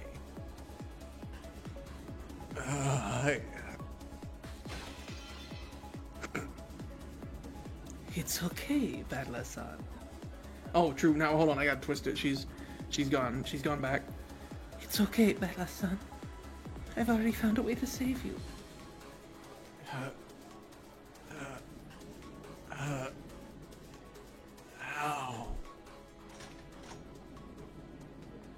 I'm going to save you now. Please hang in there just a little longer. Beato's resolute expression returned, and she grinned boldly, looking down on Erica. Ah, there can be no doubt. That's the expression worn only by the Golden Witch. The presence of the Master of Closed Rooms.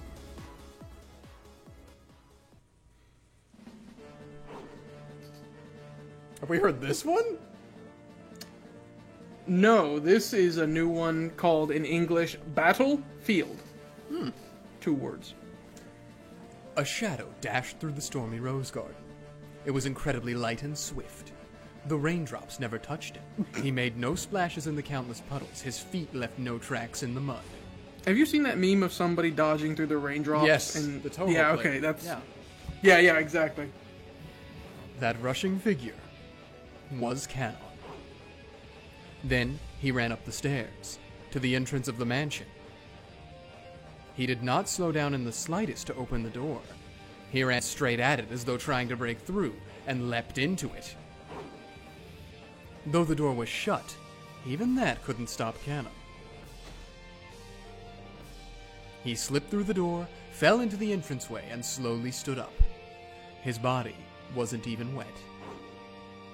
And, as he recalled those nostalgic days spent serving the Ushiromiya family, which would never come again, he ran once more. He was heading for Battler's guest room. He ran past the servant room, through the entrance hall, and past the door to the parlor. Then, the doors to the kitchen and the dining hall came into sight. All of it brings back fond memories. There was the honor and rigidity of serving Kinzo directly. However, that man wasn't rigid all the time. When the family was out of sight, and he didn't have to preserve that air of majesty, his face could turn unbelievably childish, and he would sometimes... Oh, that Canon! True. When the family was out of sight and he didn't have to preserve that air of majesty, his face could turn unbelievably childish, and he would sometimes ask me to take part in strange pranks. The master let me shoot lots of guns, didn't he? That was pretty fun. A peek at the real Kinzo? Kraus-sama was actually surprisingly kind. He must have gotten the impression that the master bullied me a lot.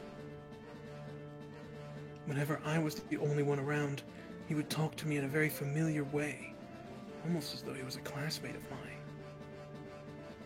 I sort of regret that I held back and never did anything but nod in return. Madame was a really strict person. Ever since some rumor went around saying that she was strict on female servants but soft towards male servants, I get the feeling she viewed me as an enemy. However, she was also a woman to be pitied. I've seen her alone. I've noticed her shoulders sag with the pain many times. There were a lot of servants, weren't there? Some lasted a short while, others stayed a long time. Genji-sama was the one person I might have called my father. I am both grateful and resentful towards him over many things. They all mix together, cancel out, and I end up with a neutral emotion. In that case, Kumasawa-san could probably be called my mother. She's helped me out many times. I've always wanted to repay her someday. Now I've lost that chance for all time. Shannon is my Neisan. Without her, I wouldn't have been able to be me.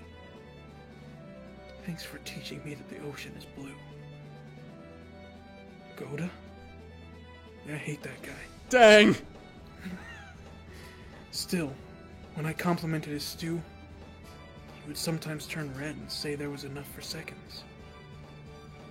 I didn't dislike that part of him. Okay. I wonder why such a strong memory popped up at the instant I ran past the dining hall. And then, my memories of Jessica.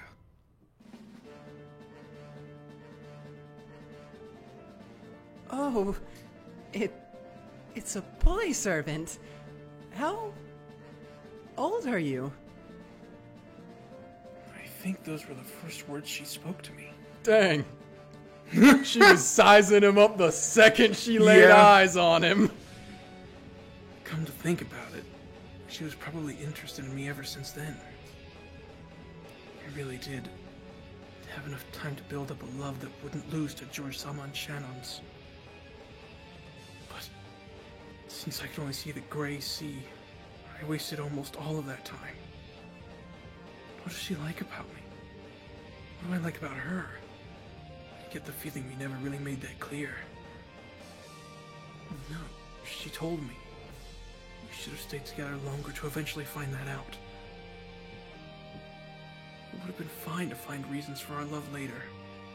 It took me far too long to realize that. Now, I think I can accept it. I know why Shannon won the duel. God must have been watching. You had so much more courage than I did, and God didn't abandon you. I reached the hallway with the guest rooms. There was someone lying on the ground. It was Battler. Dang. Bro's trying his best. Yeah. He was lying just outside the guest room, a chain tied to his neck. The fact that that implies that he has been physically on the game board with this struggle the entire time while everyone else has been in the guest house is humorous to me. Yeah. Except Erica, who's also in that room, question mark? Yeah, because time is supposed to be stopped. I guess that kind of makes a little bit more sense. Anyway. He had probably struggled to do something with the chain lock from the outside until he lost consciousness. His fingernails on both hands had been torn off, and they were stained with blood. I could tell at a glance just how hard he had tried until the final moment when his heart had died. The collar binding him... The collar... I'm sorry about that. I don't... The collar. The collar binding him wouldn't disappear unless the chain lock was set. Battler-sama. It's all right. I'm going to save you now. But how? But how? Battler responded faintly. He probably hadn't even imagined that help would come to this eternal closed room. He was so scared that this might be an auditory hallucination brought about by a fleeting delusion that he couldn't bear to open his eyes easily. Cannon grabbed Battler by the arms and dragged him into the room.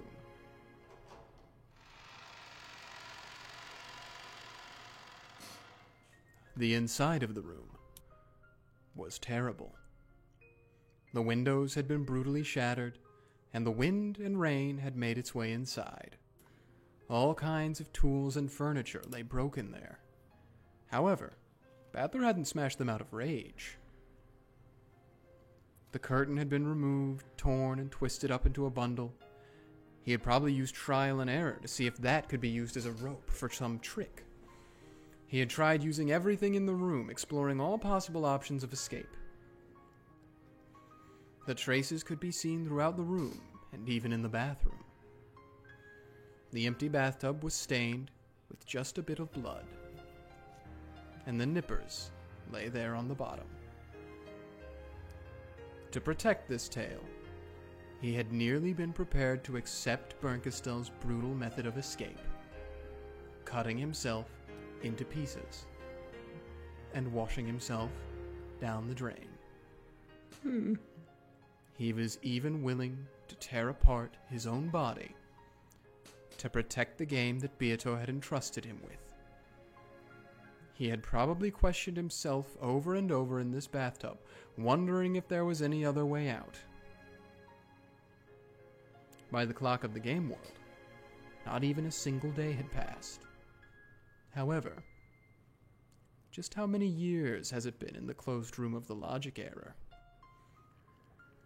When faced with an endless span of time, any way of ending it, no matter how cruel, is tempting. However, he had rejected that until the very end.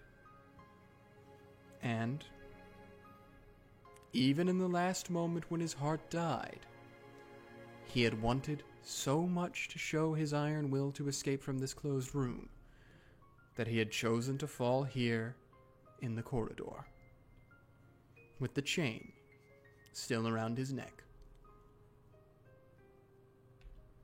Battler-sama, it's Canon. Please, come to your senses. He wiped Battler's face with a towel wetted in the sink. In response to that cold sensation, Battler's heart slowly started beating again.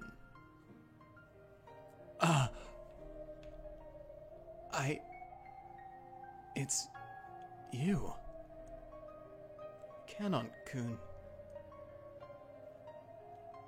Yes, it's me, Canon. You did well to endure until today.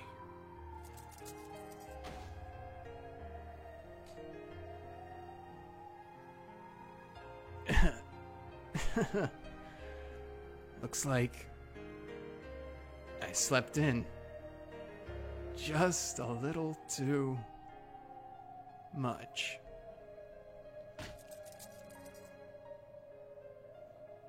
Battler realized that the feel of the towel on his neck meant that the cursed collar and chain were gone. There's no longer anything binding you here. Come on. Please head back quickly. But if I unset that chain lock, that chain will come back. Don't worry. No longer does any chain exist to bind you, Battler-sama. I will remain here. What did you say? By now, Battler knew the terror of this endless closed room better than anyone else. So, he was more filled with shock than happiness. Shock at the determination of the one who was willing to become the new prisoner. I will be fine. There's no need to worry. But... Battler-sama, isn't there still something you have to do? I... Go back, quickly. There's someone fighting in your place. And there's someone awaiting your return. Will you not go back? His stern words and gaze shot straight through Battler. Are you sure? Yes. That will be fine. This way, I can repay my debt from back then. Debt? Do you owe me something? You aren't the one I owe, Battler-sama. It's okay, so go. I don't like being indebted to others. Go, quickly. You must not keep her waiting now. So, hurry. Battler couldn't argue back anymore. He silently bowed his head, unset the chain, and opened the door.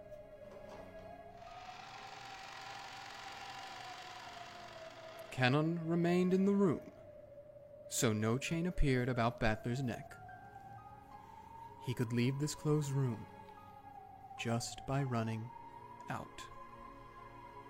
The happy-sounding voices that he had heard at the far end of the corridor had been replaced with an excited chatter. There must have been some sort of strange disturbance going on. As Canon went out into the corridor to see me off, the merciless collar and chain had already captured their new prisoner. He would remain inside this endless closed room, in Battler's place. Canon-kun, I feel the same. About what? I don't like keeping debts. I'll definitely repay you, and I'll do it soon. I hope I can count on that. Go on. Run.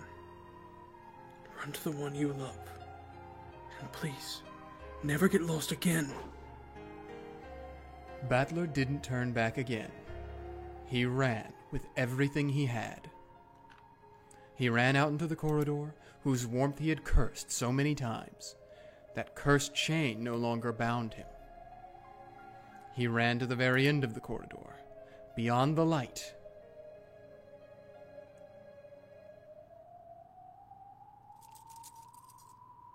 Canon, still connected to the chain, watched him go, then quietly returned to the guest room. Now, he only had to worry about his own job.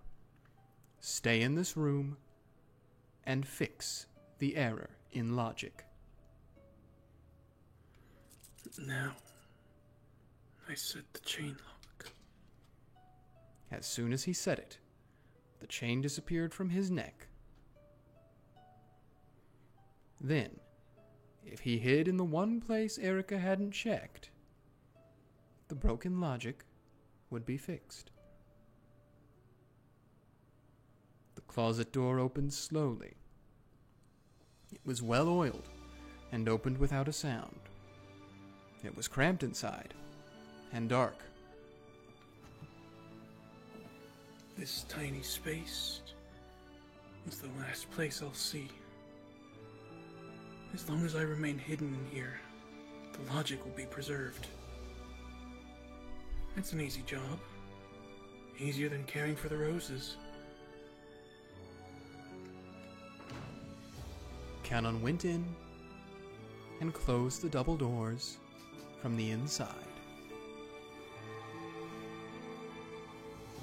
As soon as he did, a single, small gold butterfly appeared, melted into the darkness of the closet, and vanished.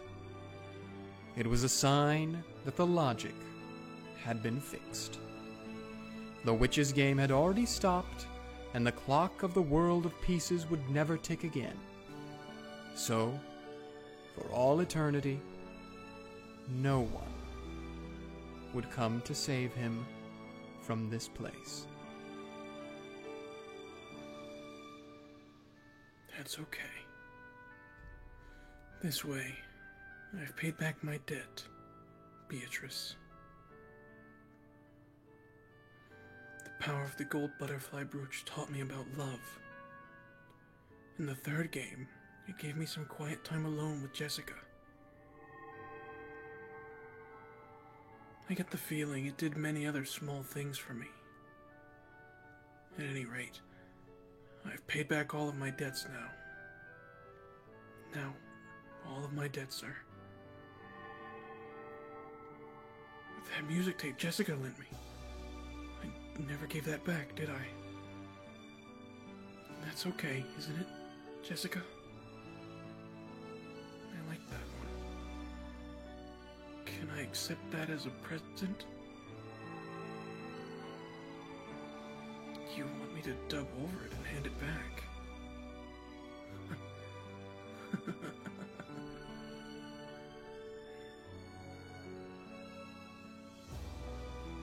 Slowly, Canon's body began to melt. into a cloud of gold butterflies.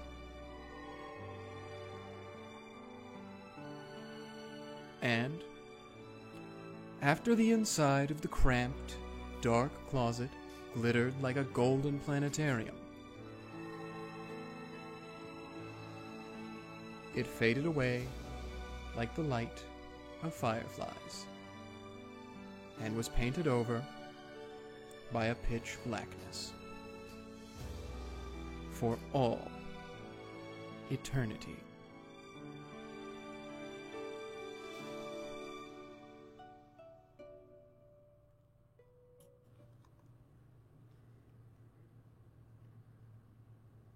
Thanks, Canon. It's Jessica dubbed over. In the cathedral, the goat attendants were all jostling around either side of the red carpet. On the red carpet, standing across from each other, were Beato and Erica. In their hands were the pistols given to them by Zepar and Furfur. Flintlocks, are they? How old-fashioned. Pay it no mind. Demons are very particular about style. Its form was similar to an actual old-fashioned gun, but this was, of course, a demon's gun. It wasn't a gun that would propel a lead bullet with an explosion caused by gunpowder, like the pistols used in the duel between Shannon and Canon, whose bullets had contained a magic that would always kill. These pistols had bullets that were not made of lead. Beato. There's no need to worry. She'll win easily, and you'll have to deal with her insults again, Nia. When this match is over, we should ask to be paid every now and then. Dang. After the fight ends, perhaps the occasional trip down to the Caribbean would be satisfactory. They're unionizing talk. Beatrice. Yeah, she's gonna put it into it right now. Enough talk about when the fight is over. That's an ill omen before a duel. Pull up the loser flag. Pull up. Bing bong. Beato, take this seriously. This is no time to be standing around laughing. Why is Riche relaxed and Nia tense? Come on. That's all me. you. I'm straight up just gonna do Mammon. I think her Okay. voice would shine through anyway. It would overpower the other two. Beatrice Sama, you can do it! Dang. Beatrice Sama's at a disadvantage in this duel. Why? Normally, witches are able to use strength in numbers to achieve victory. However, since the game has been suspended, she has nothing on her side except the riddle of Battler Summer's guest room. If Erica can just strike a blue wedge through that one riddle, it'll mean she solved everything. They can win. I believe in Beatrice Summer and Battler Summer. Our two masters. Did you call me? Thanks. Sorry, I was a little quick with it. Huh? For once, it feels as though our chances of winning are 50-50. So I'd like to thank you beforehand. It is simply my job. There is no need to thank me. In the last game, when you protected me after I lost pathetically, I was happy. That was the first time in my life that anyone has ever protected me. Even my master has never done so. All she has given me is a way to cancel out my pain by exposing the truth of others, so that everyone ends up hurting each other. Please, forgive my arrogance. I felt that I needed to protect you. When I realized what a frail truth you live by, when I saw you being tormented by the tyranny of a mixture of truth and lies that seemed more plausible, I wanted to protect you. Thank you. It wasn't for long, but you were a wonderful partner. and will remain so. You're right. Once we've defeated her, let's make tons of mysteries on this island together. I'll have you solve them and tease you as we play. How does that sound? I like it. I look forward to your challenge. Sorry, that's a lie. I take it back. That'd be one of those loser flags, wouldn't it? Dang!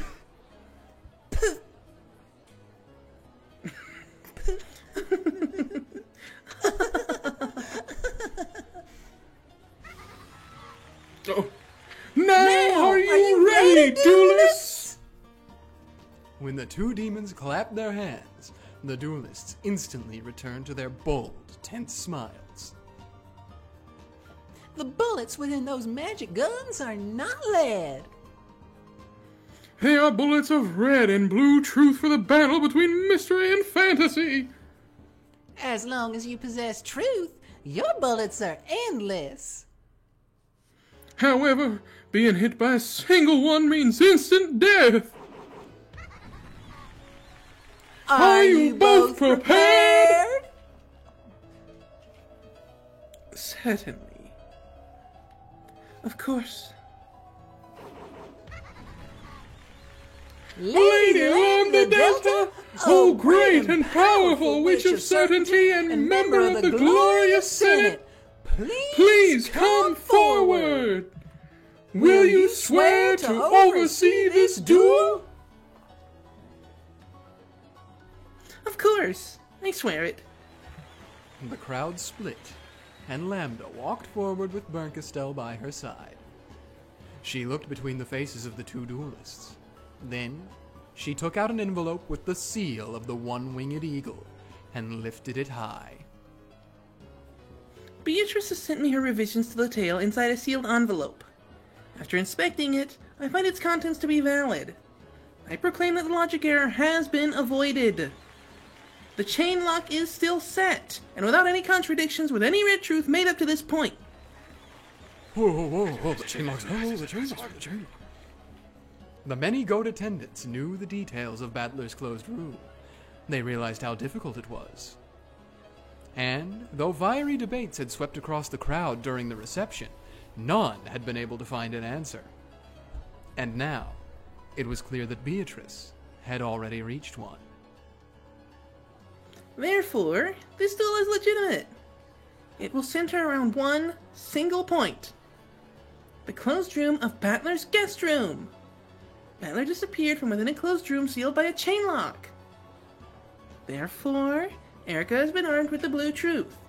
Beatrice has been armed with the red truth to counter back. The duel will continue until one side is victorious. Splendid. Perfect. Okay, well then, Beato, present your new revised tale and riddle to Erica. You ready, buddy? Here we go. Canon used magic to escape from the cousin room without breaking the seals. He reached the guest room and used magic to let Battler escape from that closed room. What a foolish tale. Very well. Erica, is there anything you wish to confirm? Repeat it. The one who rescued Battler was, without a doubt, Canon. Very well. The one who rescued Battler was, without a doubt, Canon. Repeat it. Battler and Canon are different people. I'll say it. Battler and Canon are different people. That's enough. Erica, are you done confirming things? That was all I needed. I've already decided how to fight. Okay, let both sides load their bullets. Erica turned around, pressed her finger against the barrel of the pistol, made her blue truth into a bullet, and pushed it in. Now we're Danganronpa maxing. Yeah. There was no rule saying that she had to turn away, but she didn't want her expression to be read. Or It might have been because she couldn't stand the tension of looking at Beato's bold smile. Beato had already finished loading her red truth. She waited for Erica to finish while calmly puffing on her pipe. Then, she looked at Battler, who sat on the throne of the Territory Lord, right next to the two witches who were here as witnesses. Battler's consciousness was still hazy. However, he apparently understood that Beato had come to duel for his sake, so that he could be saved. It was all he could do just to look at Beato with those sluggish eyes. But a flood of emotions passed between them. There was no need for words. A look was enough for them now. Erica closed her eyes tightly, her fingers still up against the barrel. At that moment, her stunning powers of concentration made all the distractions of the outside world disappear. Good. New song. This one's called Rebirth. It's always been like this, but my concentration really is good. Are you ready? Me? Furudo? Erica? First, let's lay out the situation. Battler disappeared from that closed room. The chain lock is set. Did he disappear by magic? Of course not! There has to be a trick! Canon didn't save him with magic. He just came, took Battler's place, and set the chain. Everyone knows that much. The problem is the next step. No, it's actually the step before that one. Canon was in the cousin room in the guest house. That room was completely sealed with packing tape, and it's been proven that the seal was intact until the time of the logic error. In other words, Canon escaped from a closed room that was absolute, with no chance for excuses or twisted logic. Good, though. This is why she called it a simple yet ultimate closed room. How did he escape from the perfect closed room known as the cousin room? If I got stuck thinking about only about that question, I'd be no better than your average kid detective. That room is a perfect closed room, so there is no way to escape. In other words, trying to think of ways to escape from there is a waste of time. The real question is how Canon was somewhere outside the cousin room when it was sealed. The cousin room is a completely sealed can. If he was in there when it was sealed, then it's already game over. In other words, at the time the cousin room was sealed, he wasn't inside it anymore. Let's look at the time I checked everyone's locations and sealed the rooms. That's the most suspicious part. At that time, we have the 5 people in the next room over, whom I confirmed with my own eyes. Hideyoshi, George, Kumasawa, Shannon, and Nanjo. I mentioned the names of those 5 people during the location check, and confirmed that they were in the next room over. Then I checked to see whether everyone else was in the cousin room, and had that confirmed for me as well. I said everyone else, so whether he was Canon or Yoshia or even Puru Pico Man, they all should have been sealed in the cousin room.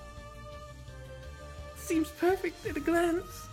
However, though that phrase everyone else seemed perfect, it's fishy. Strictly speaking, everyone else refers to all humans whose names I did not mention directly. In other words, there are exceptions. For example, it's been confirmed that Hideyoshi and George were in the next room over. So, humans with the name Hideyoshi or George don't need to be inside the cousin room. It seems that Canon told Jessica that his real name was Yoshia, but that was no red truth. In other words, what if Canon's real name is the same as one of those in the next room over? They seem to be about the same age, so let's use George. So what if there were 2 Georges in that room? That doesn't violate the red truth saying that Hideyoshi, George, Kumasawa, Shannon, and Nanjo are in the next room over. Let's say that Canon's real name was Tanaka George. Both Ushumio George and Tanaka George could exist in that room at the same time. In other words, there were 6 humans with 5 names. It looked to my eyes as though there were only 5 people in the next room over, but a 6th person, Canon, was hiding somewhere. I don't have the detective's authority, so it wouldn't be that difficult for him to fool my eyes and hide. I see. The double name trick. Stupid, so stupid. Alright, I've made my logic. Canon, who was hiding in the next room over, not the cousin room, left by the window after the seals were placed. Bang.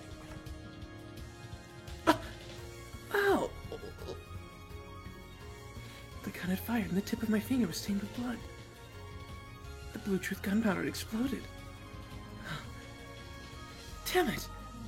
I've already... Dylanor sealed that one. Blue Truth arguing about the window of the next room over is forbidden. So I can't use it! Oh, an accidental discharge. Careful now, guns can be dangerous. This is all I've ever wanted. Yeah? You wanted this showdown? We haven't had Beatrice in her full form since Erica's been here. I needed someone that could finally get her. Shut up! It's just a little mistake. The window of the next room over. You sealed it with some absurd trick, right? Garp told me. Is that so? And so what? Dylanor, remove that foolish seal. That seal has become your shackles. Beato has figured out everything I've been thinking. She's acting so confident, telling me to go ahead and use that argument. Lady Erica. Please remove it! That fool. I'll make her regret this.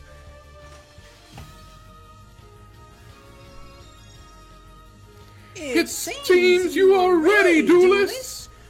Please face each other with your pistols! Then fire with the sparks of truth! After facing away and readying herself one last time, Erica spun around. Beato had been facing her since the beginning. She wore a confident, challenging smile, as if she'd been kept waiting. Then, without any signal, the two slowly raised their guns, pointing the red and blue glints that hid within their barrels at each other. Come, I could do with a little fun. Begin!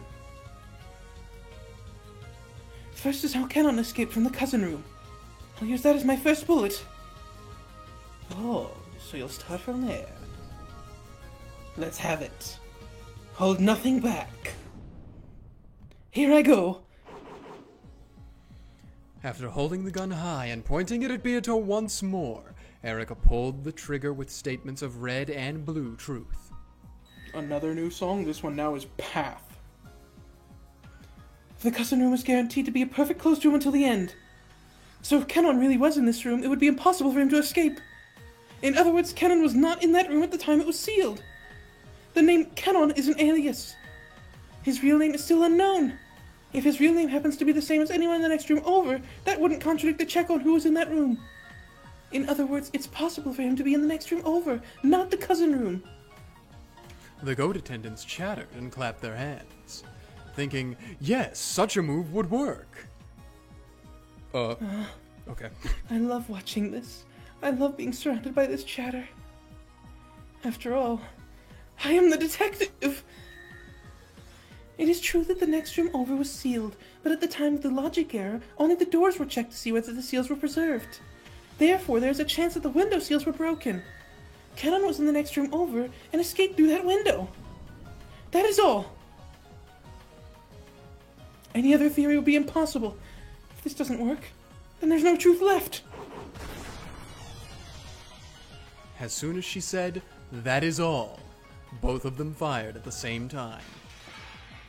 After the blast rang out, it was Erica's gun that fell to the floor.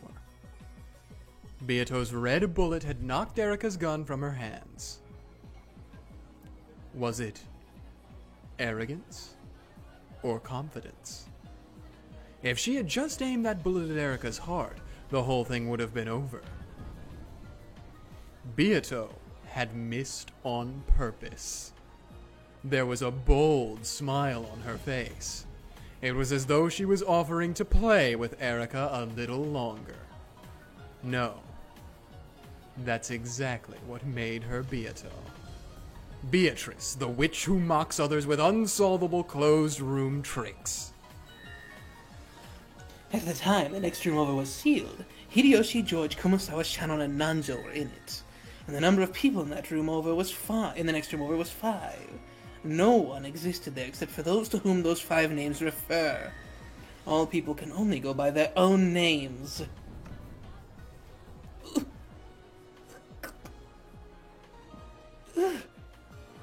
It was a thoroughly merciless red truth. It was simple and severe. Now that the number of people had been limited to 5, any leeway for Canon hiding in there had been completely denied. Also, it was now clear that only people holding those 5 names existed within the room. Erica couldn't even make a new theory by suggesting that one person held 2 names so that the 5 names referred only to 4 people, which would let an unnamed Canon sneak in. Furthermore, the part about how people could only use their own names was a fatal blow that cut down countless theories.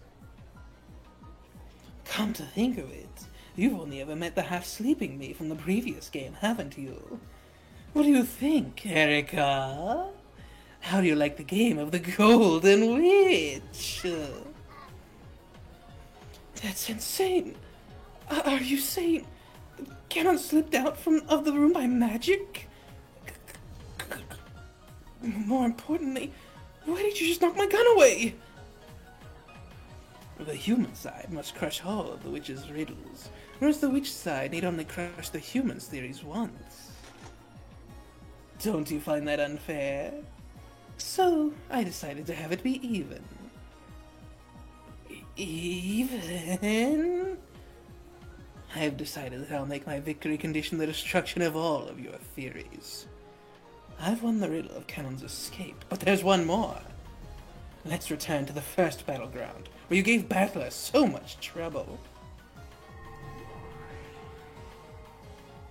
When Beato snapped her fingers, the guest room of Battlers was reconstructed. She meant to fight once more in the room that had threatened Battler with a logic error, determined to settle things once and for all. Erica, pick up your gun. We'll have this room be your coffin. I say the same to you. I'll make you regret ever giving me this chance.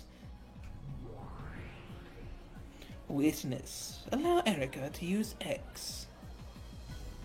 X? You mean a basis that doesn't need to be explained? What are you gonna let her do? Let's give Erica permission to use blue truths for Canon and this guest room trick, without making him explain how he escaped from his closed room. A theory explaining how Canon saved Battler would also need to explain how Canon escaped from his own closed room, or it would have no basis. Erica had already lost that basis. Beato was giving her a handicap by saying that she didn't need to explain that part. Oh, that's gonna make her angry. Of course! You've already used the red truth to guarantee that Canon saved Battler. It's only natural that I'd be given this privilege. Erica faced away again and concentrated even harder. Yeah, she's doing the noise. She's doing As though twisting the knob on a radio, she turned all noise and idle thoughts down to 0.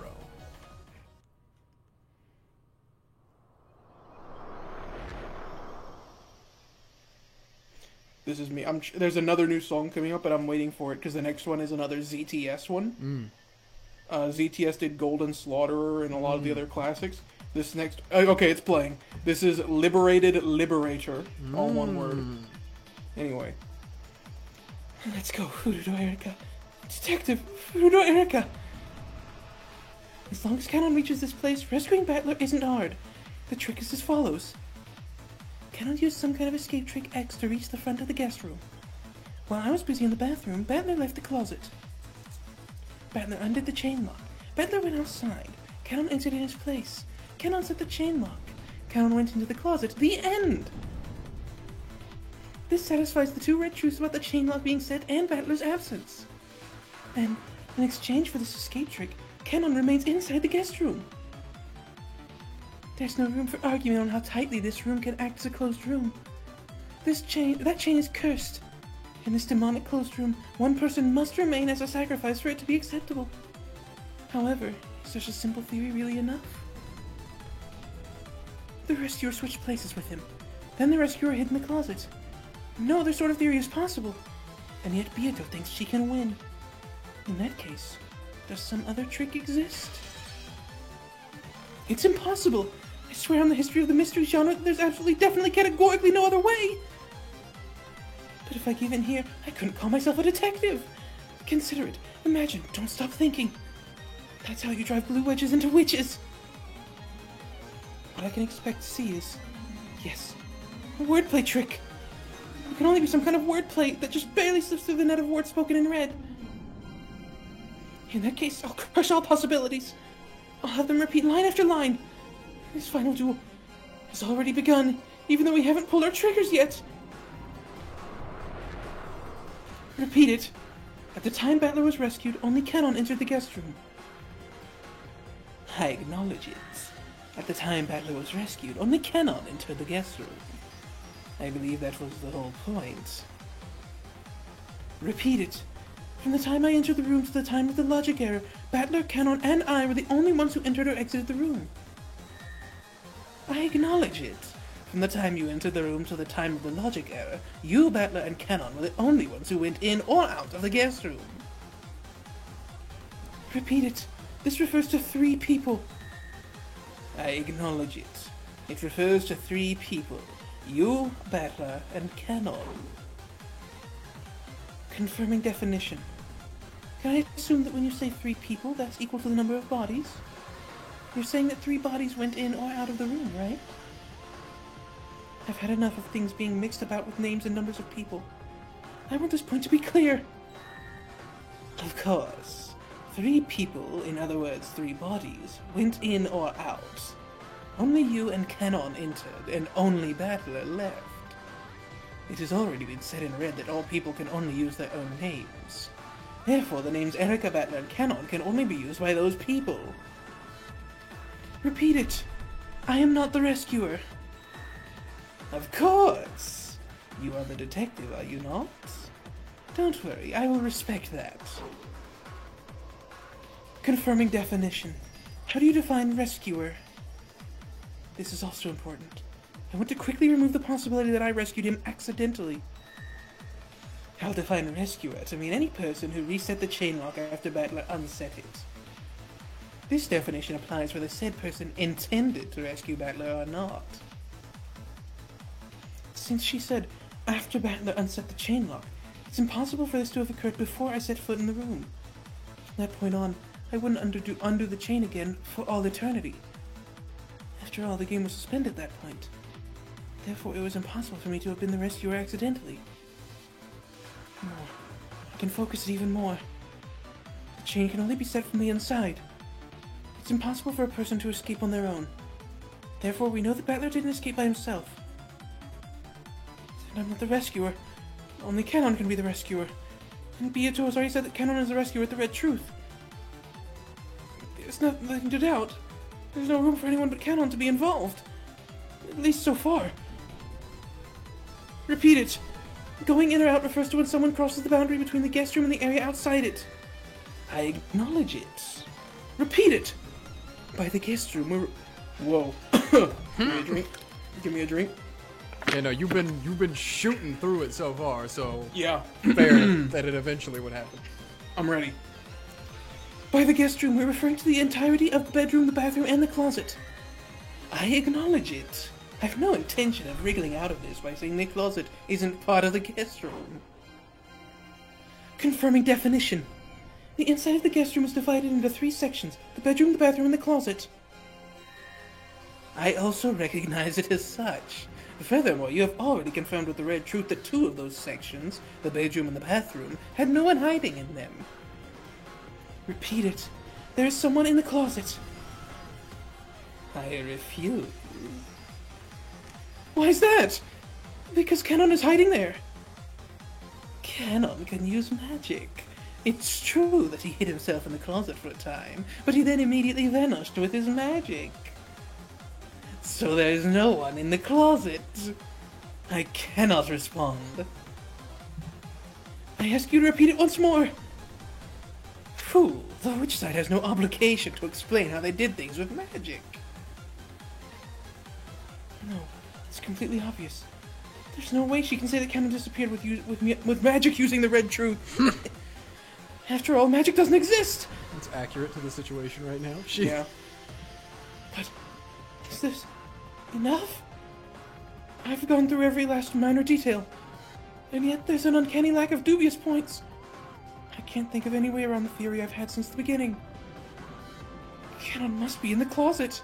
He has to be. There's no way he isn't. I'll say it again. This closed room can only be escaped from by switching places with a rescuer. If Canon tried to escape as well, another rescuer would be needed. However, no rescuer exists for Canon. Battler escaped, so it's impossible for it to be him. And I won't undo the chain for all eternity. The people who have gone in and out of the room have been confirmed both by name and number of people. At this rate, my theory is set in stone. First, here are the details of the situation that are certain. The game ended while I was inside the guest room, so I did not undo the chain lock that I had previously set. So it can't be that he escaped after I left the room. Furthermore, the chain lock was set at the time I entered the room. No one could have left the room during the few seconds between the time I entered and the time I set the chain lock. The guest room was sealed at the time Battler's corpse was examined. So until I came again and broke the seals, it was absolutely impossible for anyone to go in or out. Therefore, when I entered the room, it is certain that Battler was hiding somewhere inside the guest room. The only chance Battler had to escape was after I broke the seals. To be even more specific, he had no chance to escape except for the time I was in the bathroom. By the above premises, Battler's trick to escape with the chain still set is as follows. Because of the aforementioned reasons, the only one who could have set the chain lock, which can only be set from the inside and allowed Battler's escape, is Canon, the only person to enter the room except for me and Battler. After Canon entered the room, he set the chain. He hid in the one place that he could hide inside the guest room, the closet. Whoa, that was close. They almost got me. They almost tricked me. I thought I'd cornered him in the closet. It's the opposite. They're trying to make me think he's in the closet. What was the order in which I searched the guest room? First, the bedroom. We confirmed with the red there was nothing there. Then the bathroom. We confirmed with the red that there was nothing there. That's it right there. When I examined the bedroom, there was nothing there. However, while I was investigating the bathroom, Canon slipped out of the closet and hid again somewhere in the bedroom. In other words, my guarantee that no one was in the bedroom was torn apart during a span of 1 minute. I've spotted it. This is the witch's trap, an attempt to lure me into thinking that Canon's in the closet. The place he's really hiding is the bedroom.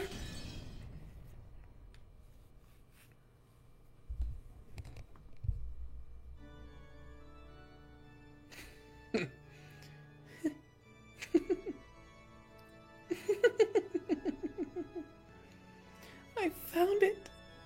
I finally found your trick.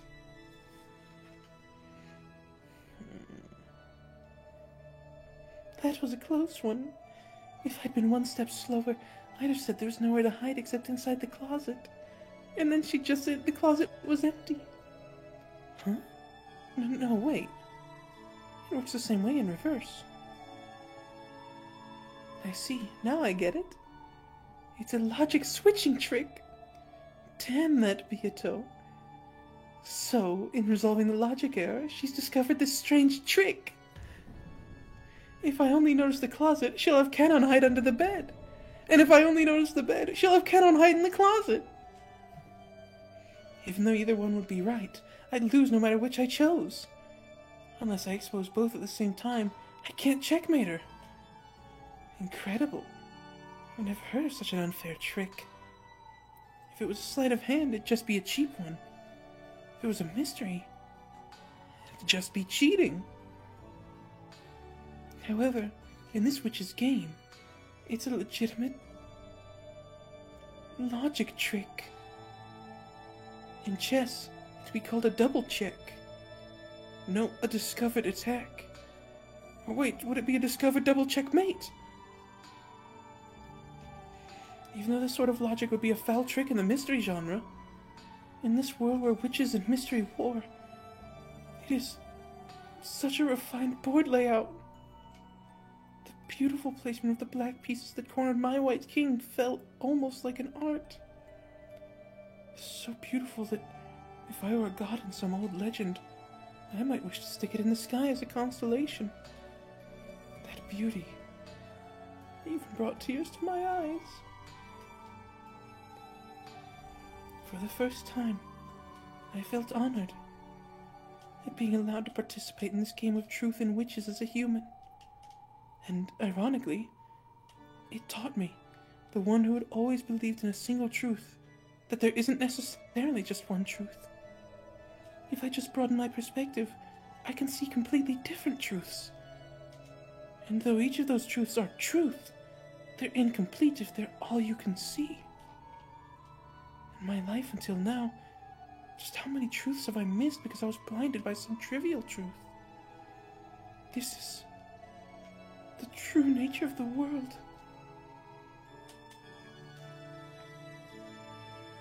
Because of our arrogance in thinking that only one truth exists, whenever we find one truth, we get blinded to all others.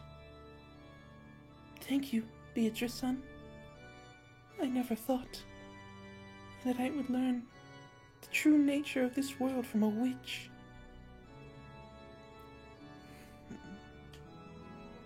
Slowly, with a soft and quiet gesture, like a flower opening with the morning dew dripping down its side, Erica raised her gun.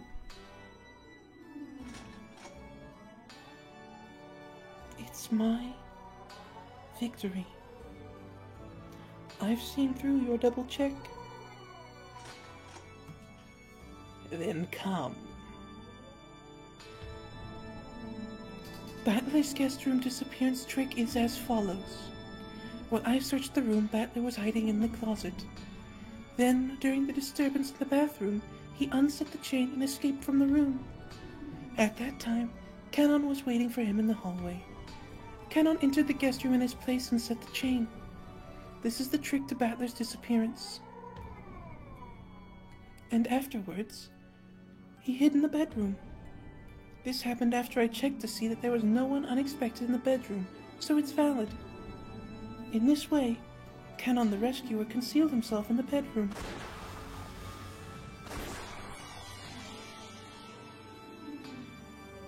Erica's blue bullet flew in a strange arc, became a wedge of blue truth, and pierced straight down through the bed and the floor beneath. Beato didn't pull her trigger. However, she did quietly argue back with the red truth. Canon does not exist in the bedroom. Ooh. The goat attendants gasped. Erica had apparently been defeated, denied by the red truth. For the goats, who couldn't see more than a single truth.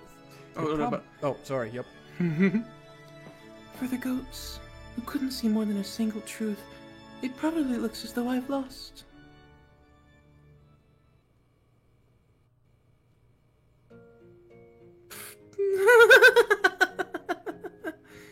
Next up is the real one. This is the answer from a human capable of understanding multiple truths. It looks like the Tale of Illusions will end on the second twilight. So why don't I carry out the remaining twilights? And open the door to the Golden Land. If you were to disappear, then I should be surrounded by your golden roses. The fires of blue truth flashed at Erica's feet, and she loaded a blue truth bullet once more. That overflowing blue power was now making her entire gun burn with a blue flame. She wasn't aiming for Beato. She was aiming behind Beato. This would look so cool, man. At the closet. Now that the bedroom has been denied, you've nowhere left to run. Die, Canon!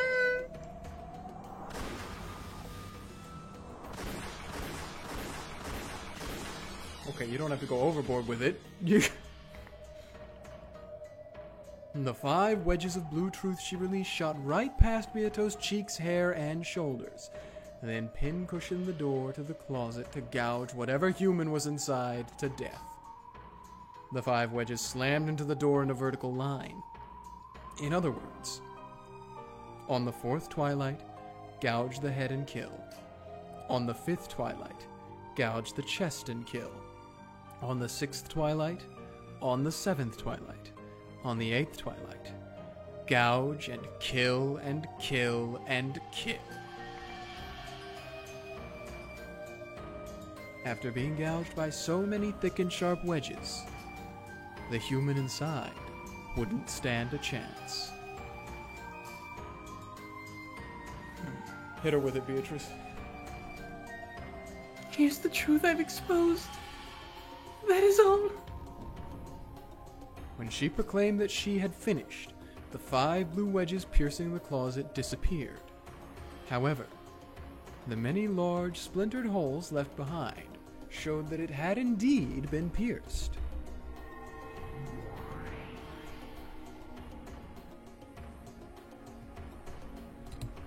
Then, as though this completed the ceremony that led to the Golden Land, the room that had been created around them became countless golden flower petals and drifted away. By now, the duelists and the crowd of attendants were surrounded by the golden rose garden of the Golden Land. However, the closet behind Beato remained. It stood there, all by itself, like a coffin. Then, as though teased open by a dreary wind, the hole-covered closet door slowly opened.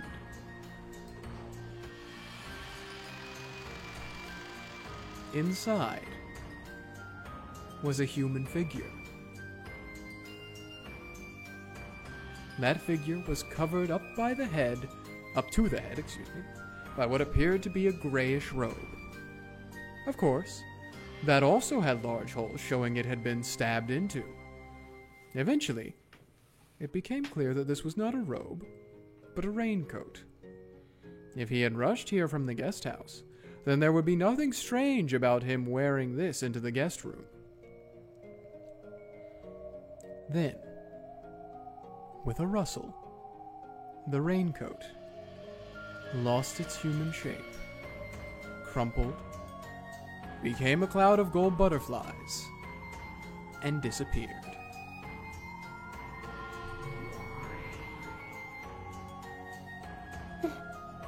What the?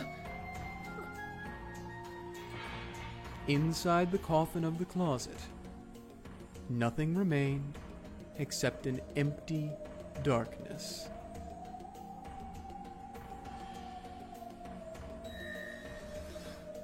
Canon does not exist in the guest room. Of course, this includes all parts of the closet, the bedroom, and the bathroom. Hit her with it, Beatrice!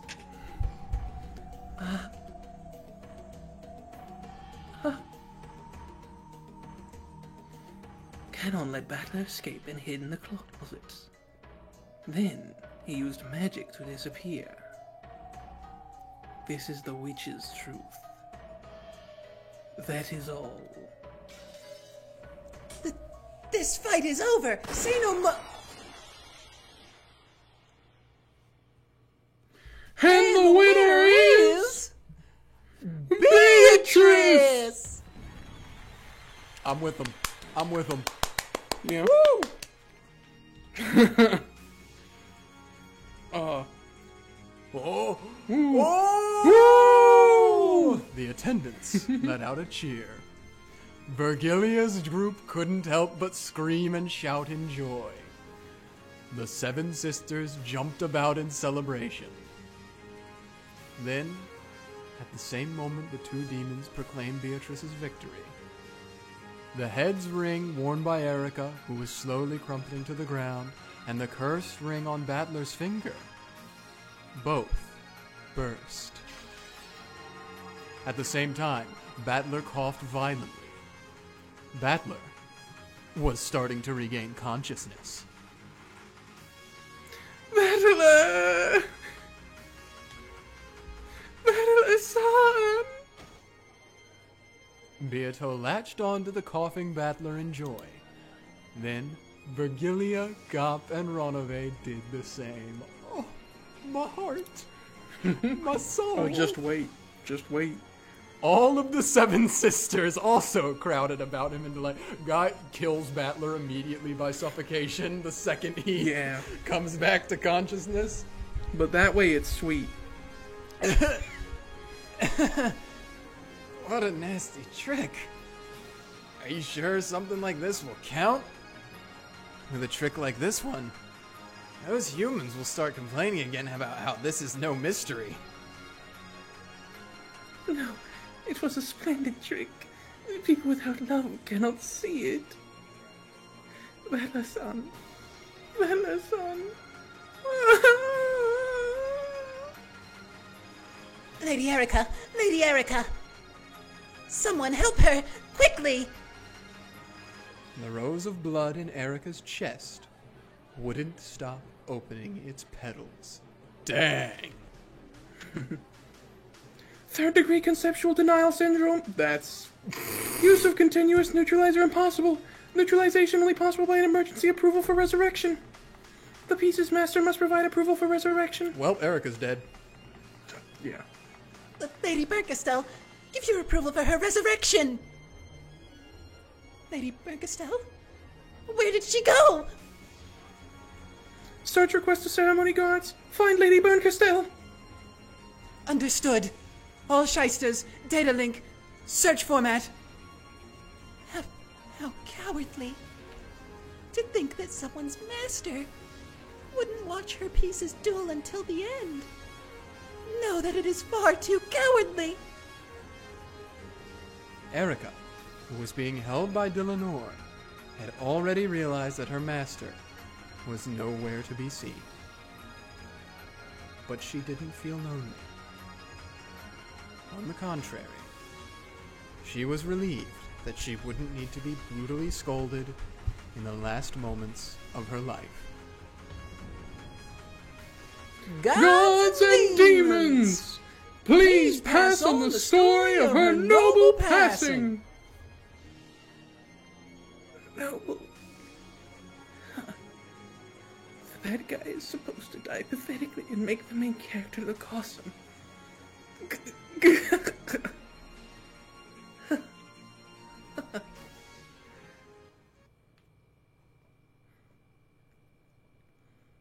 I'm not anyone's piece anymore. I can finally control my own role. Lady Erica, you mustn't move. Stand back. Stay back! When Erica yelled with all her soul, those who surrounded her were forced back and fell on their butts.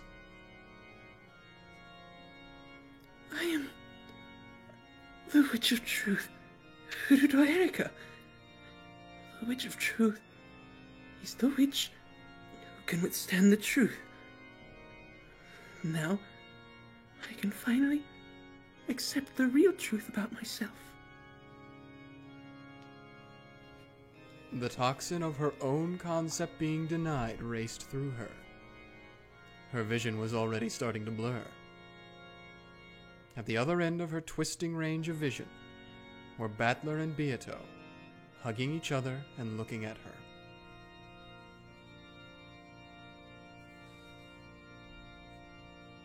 Yeah, I think this is Okay, her. yeah. Their expressions are firm. That's okay.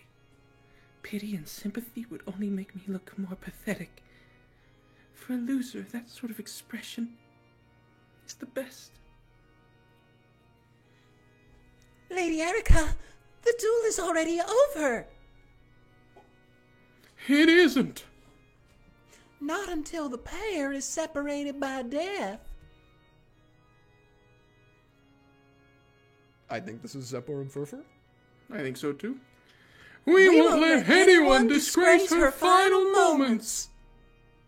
The two demons grabbed Dillenor's shoulders and held her back. Dripping blood, breathing heavily, and with an awkward gait, Erica walked towards Beato and Battler, despite it all.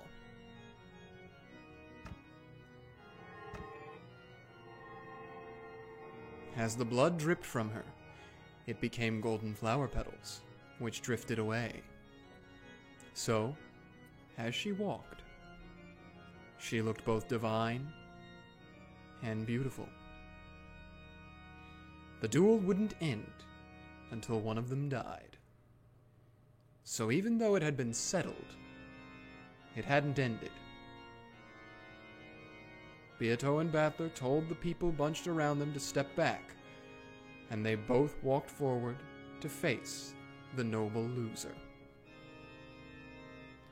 Erica. Congratulations on your resurrection. Looks like you have bad luck with women. You'll never get a decent one to like you. True. And I'd never fall in love with a decent woman. Beato. No. I ask this of both of you.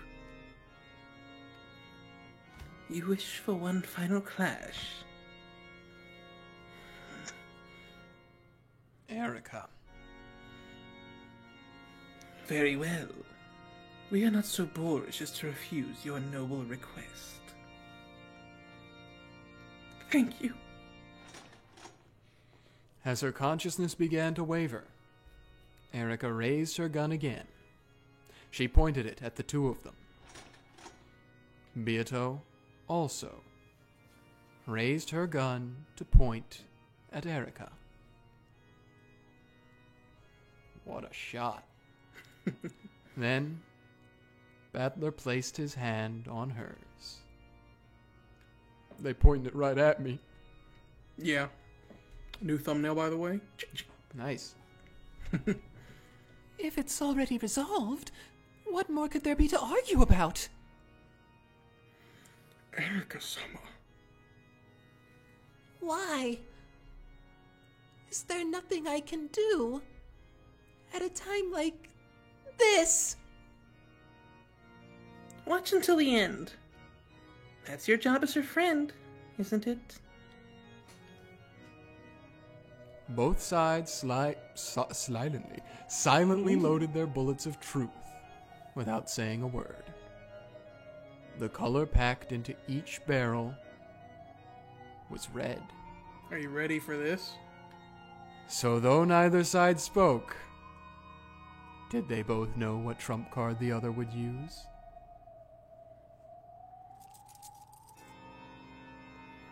Now, at the end, I'd like to finally introduce myself. What's she saying? This late into the game? No one could imagine the red truth Erica had loaded. Beato, are you sure? Yes, I don't mind. I understand. Let's at least pull the final trigger together. I know. Battler placed his hand on top of the finger that Beato had around the trigger. Battler-san, I'm glad I met you. We will be together for all eternity.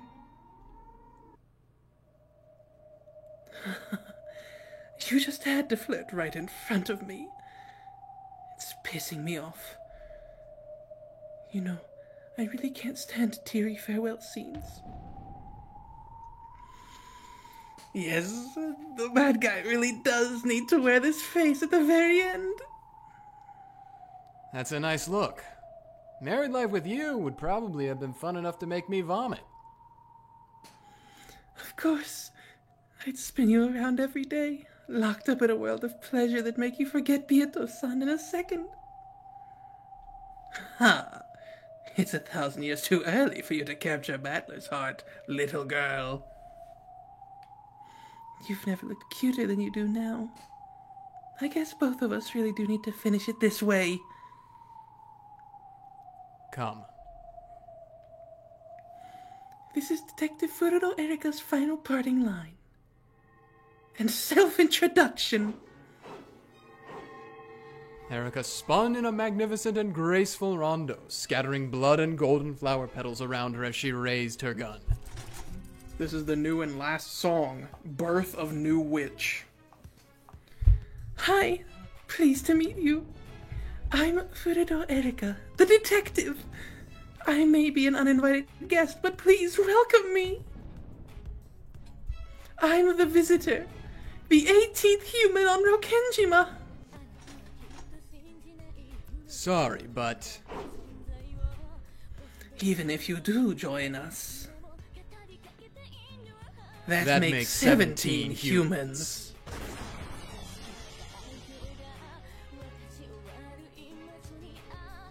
Whoa. Roll credits. Whoa. That was the big lore drop. I was Whoa. actually no, still quite isn't, but that is a big change, huh?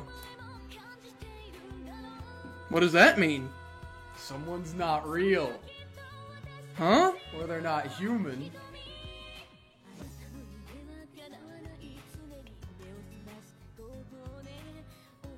What? Suspension. Died on the first Twilight. Died on the first Twilight. Died on the first Twilight. Alive in time of game suspension. Alive in time of game suspension. Alive at time of game suspension. Died on the second Twilight.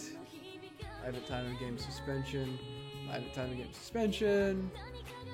Oh, hi, Amakusa. Hi, Hachito Toya. Hi. Those of you at home, don't worry, we're not done yet. Hi, Lambda Delta. Hi, We still have Bargusto. tea parties. Hi, Virgilia. Hi, Ronove. Ava, I forgot she was in this episode. I know. Zepar, Furfur.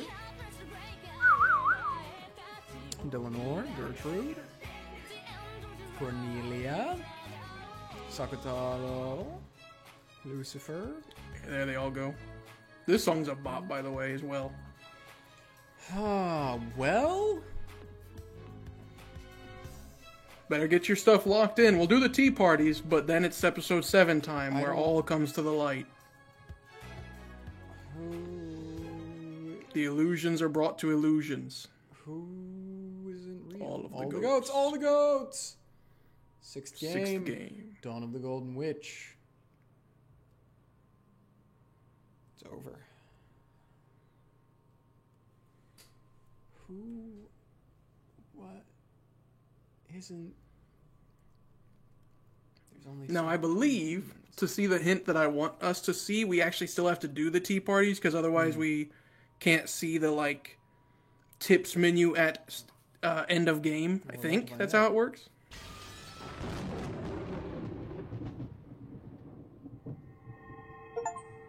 All dramatic for no reason. Episode 6 achievement. I am the detective. 3/4 the way through the game as well, by the way, now. Well, we still have the tea parties, I guess, but... 7th mod. There is a tips menu. Do you want to look, or do you just want to go to tea party? I want to go to the bathroom, and Okay. then... let's go ahead and do the tea parties, and then we'll do the tips at the end. Okay. But I'm gonna pee. All right. Well. Dang, gang. Only 17 humans on the island.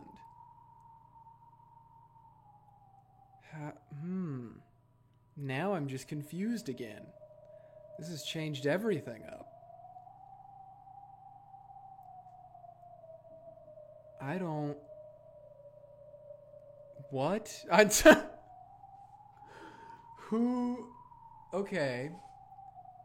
So I mean, I suppose we gotta figure out what the definition of human is. I don't know if that's ever been specifically talked about in Red. That could probably help. Is answering the definition of human. But that just doesn't make sense.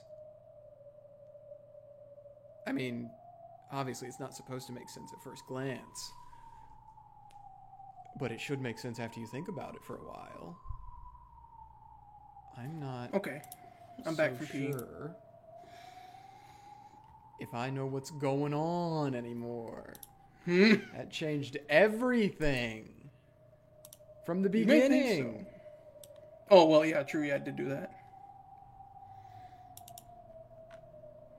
But, You want to know my red truth? no. I also have to use the bathroom. Oh. And I figured this is a good break point. So now it's your turn. Okay. I'll talk to the people at home while we get ready to do the tea parties.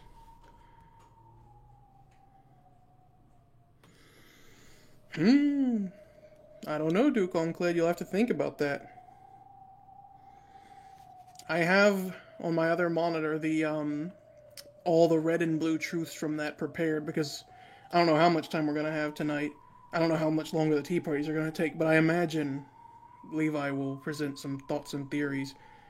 Because same for you at home. If you have not gone through Mineko before, I'm gonna give your fair warning now.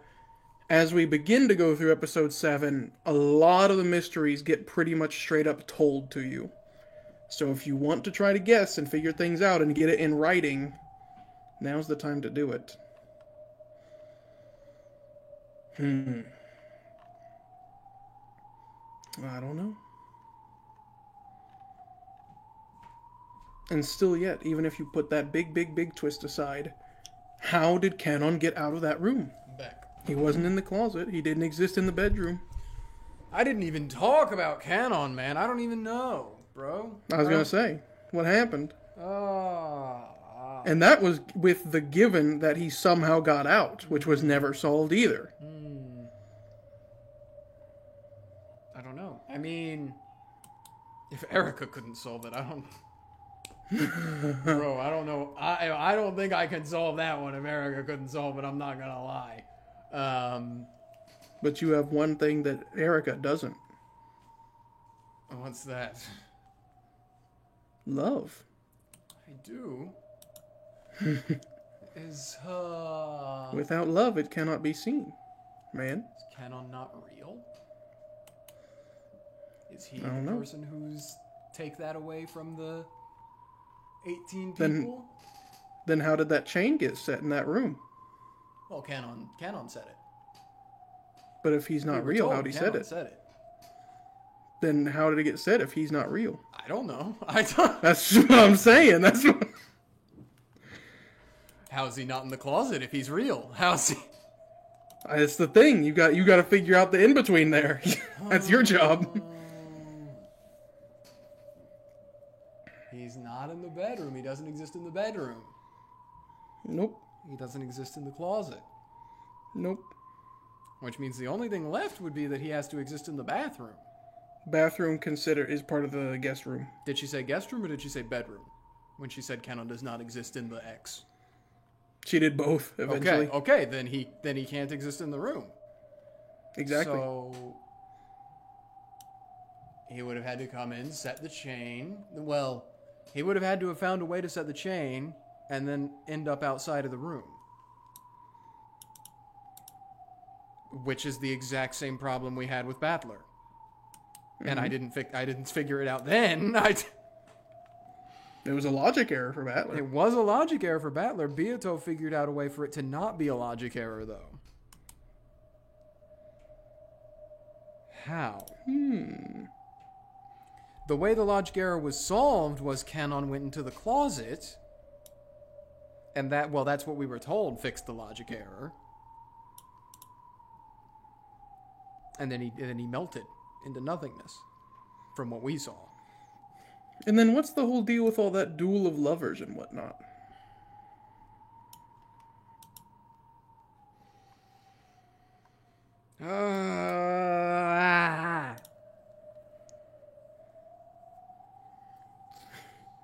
Would you like to go to the tea parties? Yes. I don't actually recall these ones very well. I don't know if they're going to help you at all or if they're just going to make you feel nice. We'll see. I'm going to take a sippy. Oh, I said I was going to talk about who I thought Beatrice was in between episode 6 and the tea party, but now I might have to save it till all the way at the end. Yeah, you might as well anyway. Let's do this. Then let the pair exchange their rings! Beato took Battler's hand and put a ring with the seal of the one-winged eagle on his finger. Are you sure? You already are the territory lord. So this ring belongs to you, Battler son. You're really sure? At this rate, the world you created, and the tale. Yes. I created this tale because I wish to be with you. That means the purpose of this world has been fulfilled. So, from now on, I want you to write it. The continuing tale of you and me.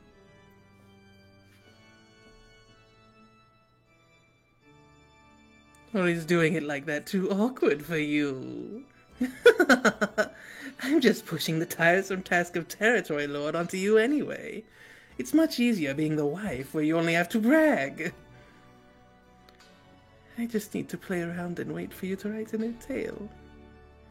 And for each new tale you write, I'll play any part you need. Be it an evil witch or a rival. A lover or a wife.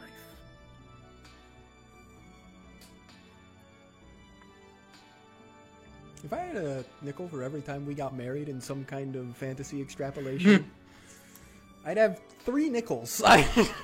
Yeah. Let's be glad that as far as Erica is concerned, we only have 1 nickel. True.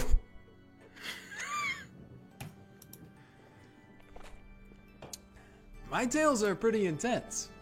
You'll be busy from dawn until dusk. Indeed. Bring it on.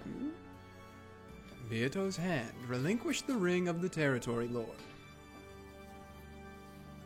Holy. From Battler, she received a silver ring with a crest that could only be worn by the wife of the territory lord. Yeah. Wowie. Took us 6 episodes, gang. I know. Makes you wonder what's going to happen in the next 2, huh? Yeah. We can stop here. I'm happy. We can. Yeah. I'm going to promise you do not want to stop here. Okay. They exchanged their rings, and their wedding was complete.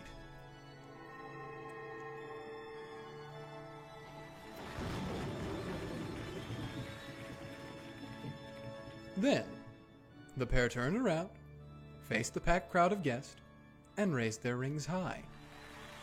A thunderous applause rang out for them.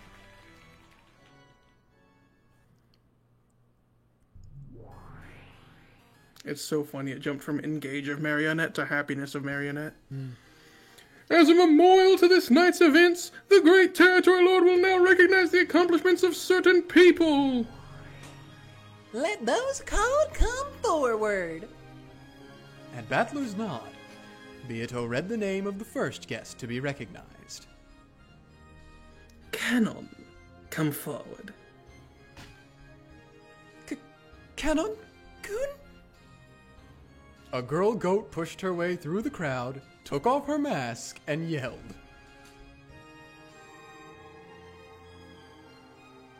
A cloud of gold butterflies gathered before Battler and Beato, and took the form of Canon, kneeling in front of these 2 nobles.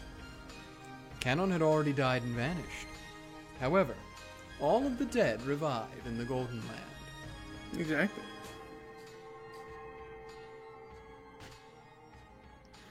Canon, right here.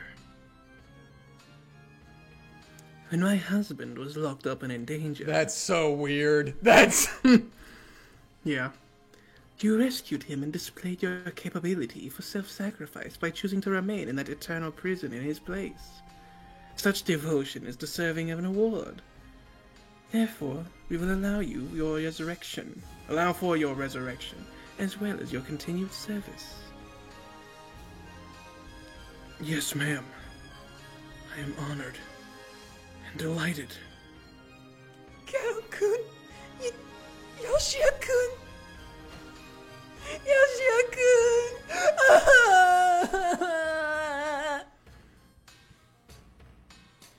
Jessica raced forward and landed sobbing in Canon's chest. Canon patted her head gently and held her.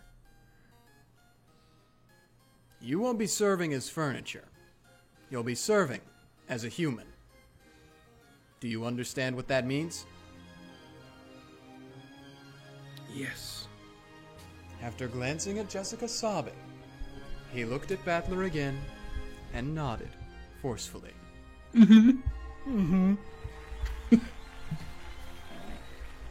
Now, for the next pair. I wonder who it's going to be. Ushiromiya George and Shannon. Goda and Kumasawa. True. Goda and Canon. Come forward. Oh, gosh. Yes. That's the best I could do, man. That's the best I could do. It was 3 letters. It was 3 freaking letters. George and Shannon were the next to be called. Perhaps they had already readied themselves. They walked forward boldly and kneeled. You killed Canon. You get a reward. Ushiromiya George, right here. Shannon, right here. You two withstood Zeppel and Furfur's trials until the very end. Your great achievements in affection, determination, and nobility were exemplary and deserving of an award. Therefore, your marriage certificate has been issued with the Territory Lord's signature. Are you kidding me? Okay. We are honored and delighted. No one will be allowed to object to this certificate. Let the families of those recognized bless their union with all their hearts. Did we get to see Ava seething? Dang it. And so, now that there's nothing stopping these two, let's all throw rice at them and celebrate. Hey, congrats, you two. When the Territory Lord clapped his hands in celebration, it spread throughout the entire cathedral. Then, Yeah. a group of goats in the front line of the crowd took their masks off one by one. We do get to see Ava seething, yes! Listen up, okay? I'll never forgive you if you make too much salty miso soup. And George is getting a little overweight, so go easy on the sugar. Dang. George! When a man gets married, he's got to treasure his wife even more than his parents.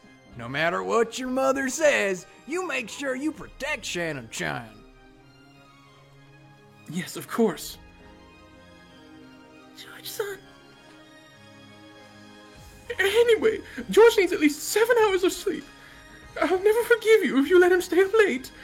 And don't forget that washing his back and cleaning his ears are also a wife's responsibilities. Oh, she'll wash his back. Dang! Dang, Nazi! She's silly, dude. Is that true? What have I done? A wife's job can vary depending on the family. Rudolph-san, have you been treasuring your wife? It's crazy. Of course. Why would you doubt that? Find happiness, you two. Marriage isn't a goal. It's just the starting line, okay? You were the one to say that. You're the... Ooh, ooh, ooh. Congratulations! Congratulations! Review! Congratulations! Colon D Sakutaro face. True.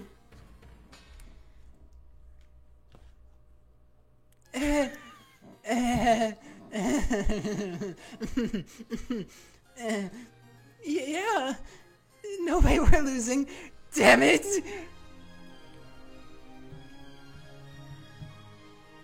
All of the Ushiromiya family, all of the servants, and all of the spirits and demons in attendance celebrated the honorees with an even greater applause. And so, the curtain closes on the tale woven by the Golden Witch. I'm waiting for Anja to be like, That's it? That's... We didn't learn shit! Perhaps we should finish this tale with the epitaph.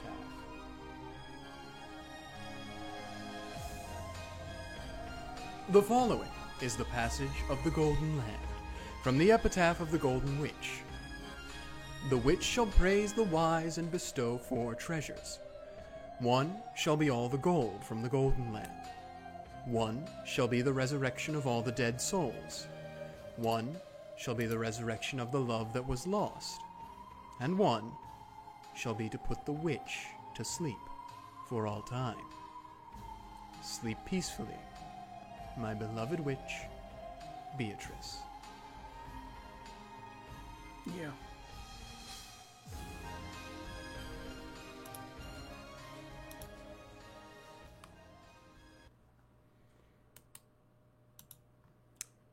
I am now interpreting put the witch to sleep differently. Oh boy. Here we go. So, this means Beato was satisfied and put to sleep. That interpretation is probably appropriate. And?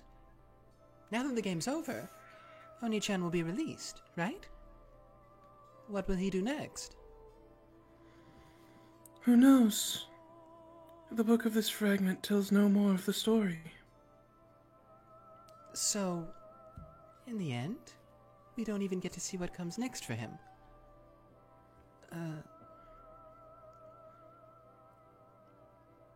Nothing comes next for him.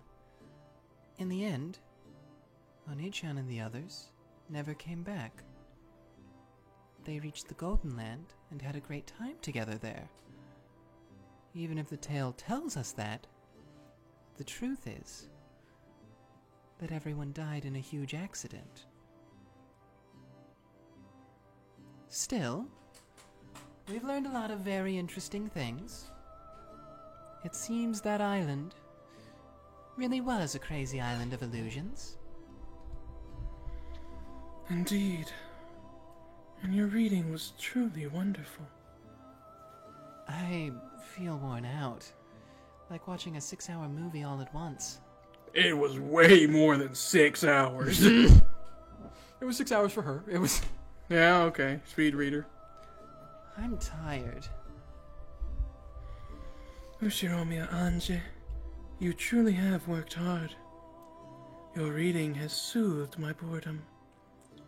I, Featherine, am more grateful to you than I have been for so many years that I cannot remember. If you're grateful, why can't I have some kind of award too? What would be good? Give me some time. I will think. Featherine sat down in her rocking chair and rocked it, apparently trying to think of something. Yeah, just Patrick snoring gif. Ushiromiya Anje, you really have worked hard. You've done well to keep reading for me until the end. With this, your responsibilities as my Miko are lifted. You may return to your original world and be reunited with the fate you've been given. Sheesh. Feels like this was one hell of a side trip. Do not pout. I am thinking of a reward now. Yes, that's something I haven't done much. Or rather, at all, for quite some time. Dang. I imagine the ink from the bottle has dried up by now.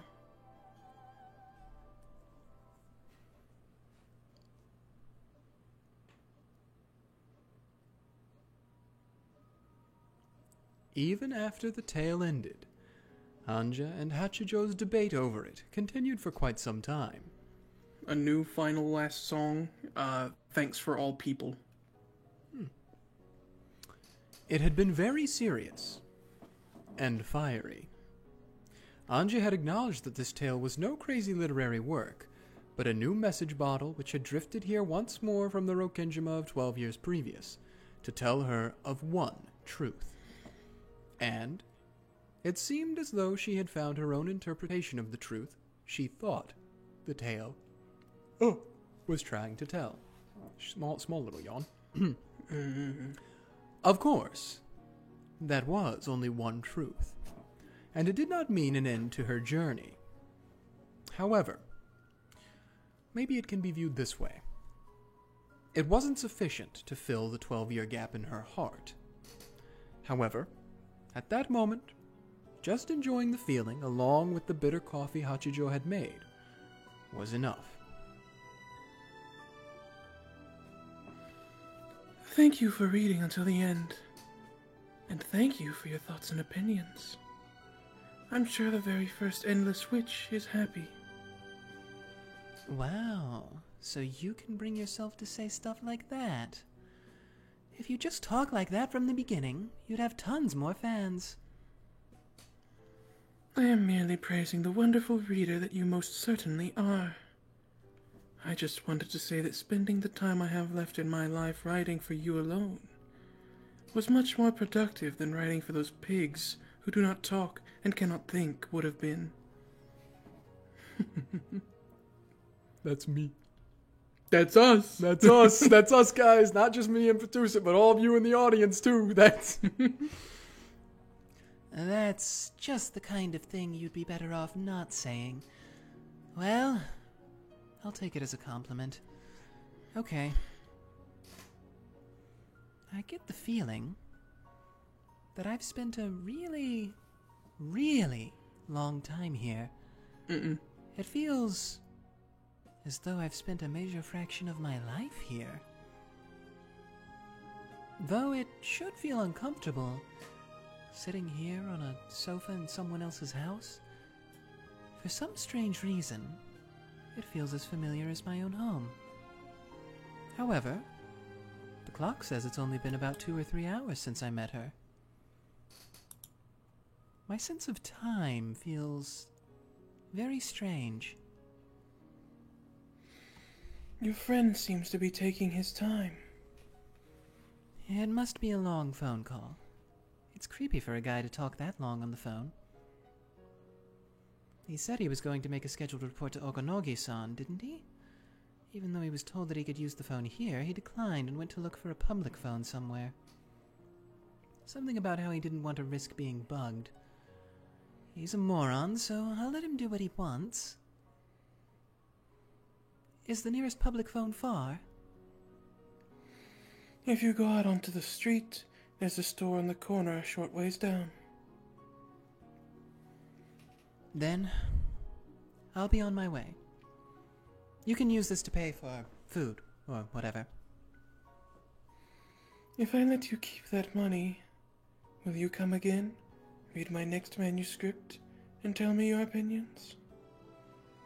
You're willing to pay rolls of money to get an uncute girl like me to read your manuscript? No. You really were a good, clear-thinking reader. We create these tales and throw them out into the world in search of people like you. You praise me too much. I just take books a little too seriously. As thanks for the considerable time you have given me, I will someday write your tale. Am I going to appear in one of your forgeries again? I hope you kill me in a slightly better way this time. Do you like miracles? You mean like a Deus Ex Machina plot development? I used to hate them, but recently I've become a big fan. Still, I've become a bit of a picky eater, and simply falling from a skyscraper and ending up unharmed doesn't quite qualify as a miracle to me anymore. Then perhaps one day I will write a tale that you will consider a miracle.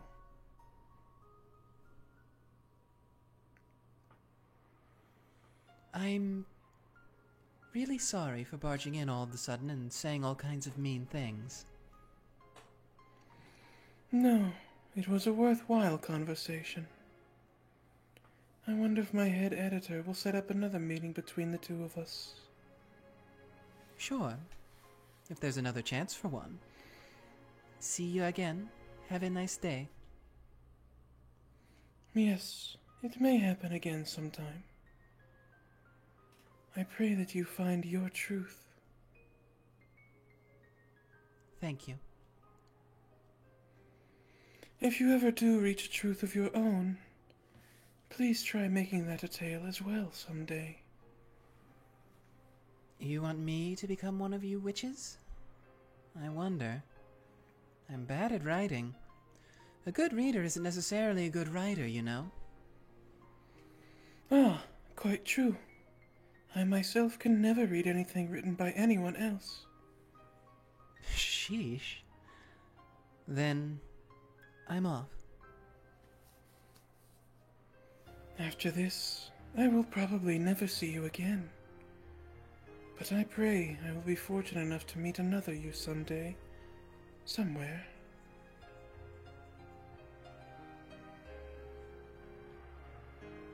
Can I ask one last question? Go ahead.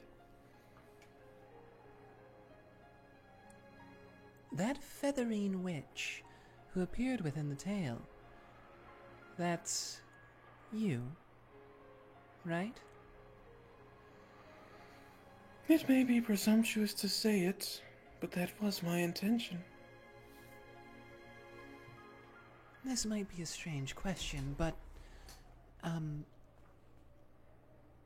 are you Featherine? Or is Featherine you? Well now, what might you be talking about? That mysterious woman was mysterious to the last. And so, the day of which I had no memories ended. And on the following day, I would take a boat to Nijima. I'll probably never meet her again. However, that just means that I won't meet her. So some other me might meet her somewhere down the road.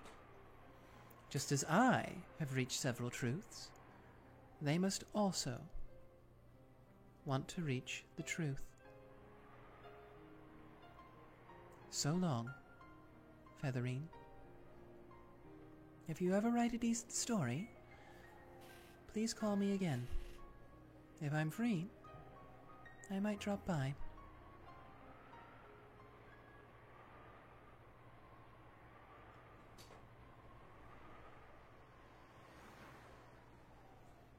No problem. It's the most luxurious. It's the most luxurious escort job I've had yet. I'd almost like to invite you along, sir. Oh, I'll take a pass on that. You know how old I am. I'm done running around all over the place. Oh, it's Okonogi. Okay. Yes, I've yeah. forgotten what his voice was. Yeah, I can't remember either. I'll just go with what I just did then. The person Sure. on the other end of the line was Okonogi. Okonogi was also a man who tended to move from place to place, so it hadn't been easy to catch him, even on the phone. Our trip's been pretty cool, and right now, there's no need to run around. Sumadara Kasumi is searching for you like mad. According to our informants, she's already gotten a ride to Rokenjima. You'll bump into her there. So, just as planned. It'll likely be just 5 or 6 people at most, and they'll probably be armed with nothing more than handguns. They're no match for you. Feel free to run wild, but make sure you kill them. Were you able to acquire one of your favorite toys? Of course. I'm surprised you managed to arrange for it in this country. Behind Amakusa was the rental car that they'd borrowed under a false name, inside of which was now a black golf bag. The Sumadara head family has already given the okay, but make sure you get out of Japan as soon as you're done. Don't forget to buy your cup ramen by the box in Narita before you flight out. I'll take care this time. It's an easy job. Also, you do understand about that, right? That? Well, I'm not sure what you mean. Playing dumb, are we? Well, that's okay. Despite how you talk, you've never betrayed my expectations in the past. If you're clever about it, you won't even have to get your hands dirty. There should be plenty of ways to handle it. I'm not sure what you're talking about. I realize that Anja-chan is a child to be pitied. If only she could have stayed true to that and acted the part of a secluded young lady. When we decided to join forces after Eva-san's death, we reached an agreement. This little portable shrine of ours is important, but she's also a liability. This is for the sake of world peace as well, okay? What? So, watch and see how it goes. I hope those Sumadara black suits know how to shoot a gun right.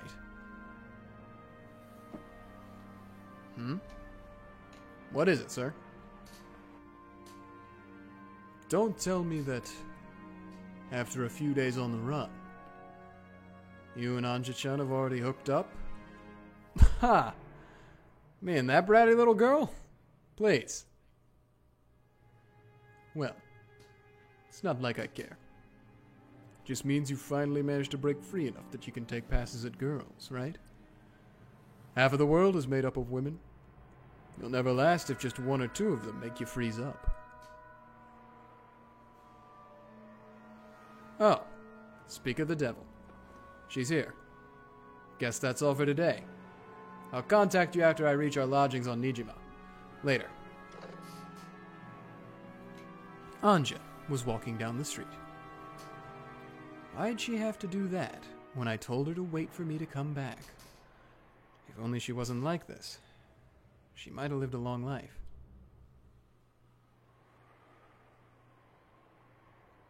That was a pretty long call. I was so tired of waiting that I left. Sorry about that. How was it for you, lady? Did you learn anything interesting?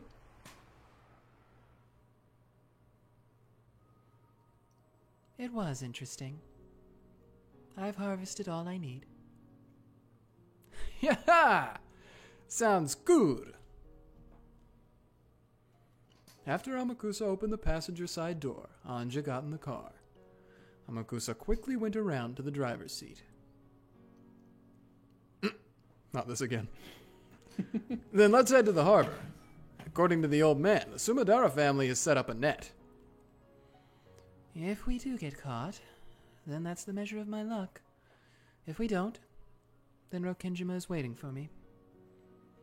Let's leave it all to luck. Luck, is it? When you can't decide what to do, or when it doesn't matter either way, it's not so bad to entrust your fate to a coin toss. Then I guess I'll try leaving it to luck too. I've got to admit, I'm a fan of that kind of thing. Great. My bodyguard just said he's going to leave everything to luck. Wonderful. I had to leave her that phone call, so I totally missed the clincher. What happened after I left? Let's hear it. No, I'm not telling. That's a shame. The car dashed through the hilly town. The car wouldn't return to Hachijo's house for all eternity. However, Anja didn't get sentimental about it. For now, she just wanted to silently consider the new message bottle that the current endless witch, Hachijo Toya, had given her. In the rearview mirror, the town where a witch lived faded off into the distance. However, that scene wasn't reflected in Anja's eyes.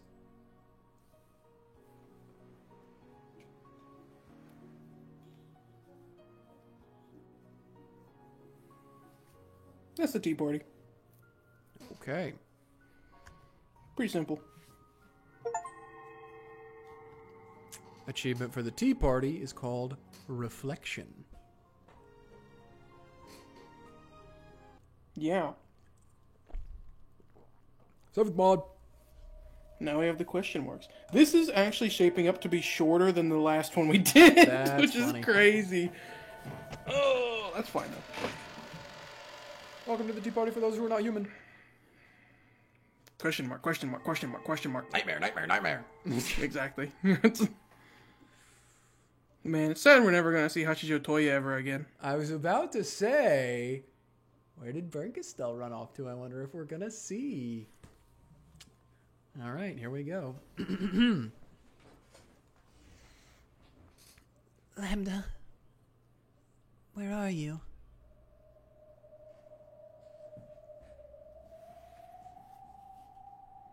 Just having to say that felt like admitting defeat, and I didn't like it. Why is it that she's always so obnoxious and clingy when I don't need her, and then won't answer when I call her name? Where am I? Annoyed by the completely predictable ending, I had left the cathedral. I'd plan on finding some terrace with a cool night's breeze to kill time on until the end of that farcical reception. I guess that's a funny word. It's true that I tried to find somewhere desolate so that I wouldn't have to look at people, but this is a bit ridiculous. Oh my gosh, it's real. Yeah? I'm gonna start saying that all the time. Okay, hold on. I gotta log back in. Okay. I, the great Bernkastel, am lost. A miracle like that certainly wouldn't happen. Yes, miracles don't exist in this world.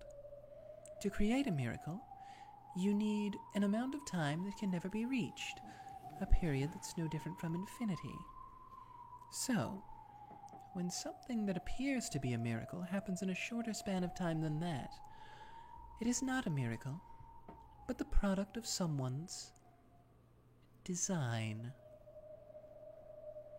In other words, the reason I'm walking down this corridor is because someone's design has forced me here.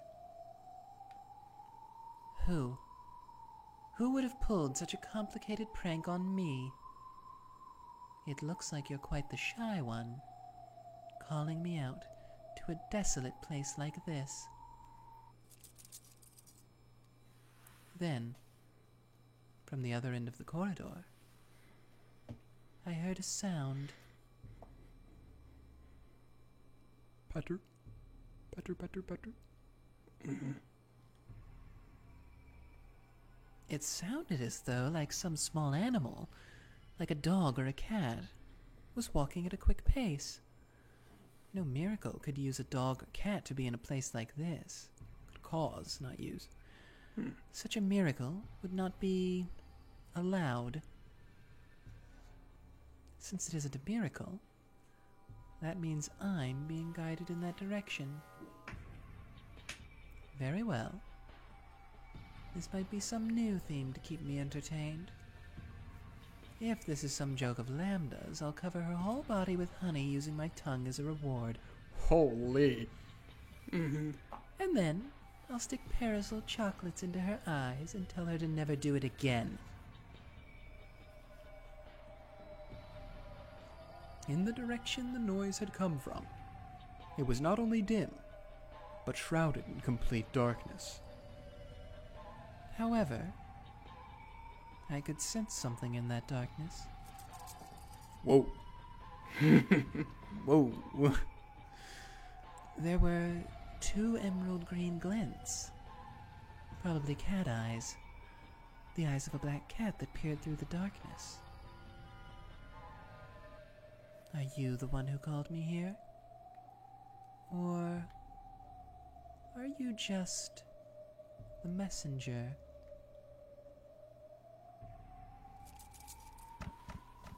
Red. When I looked at my feet, I saw red cat footprints leading towards those cat eyes. The marks were unsettling, as though the cat had run through a pool of blood. When my eyes adjusted to the darkness, then, even with the lack of light, I was vaguely able to make out these red footprints. They weren't actually glowing or anything, but they served perfectly well as a signpost leading me onwards.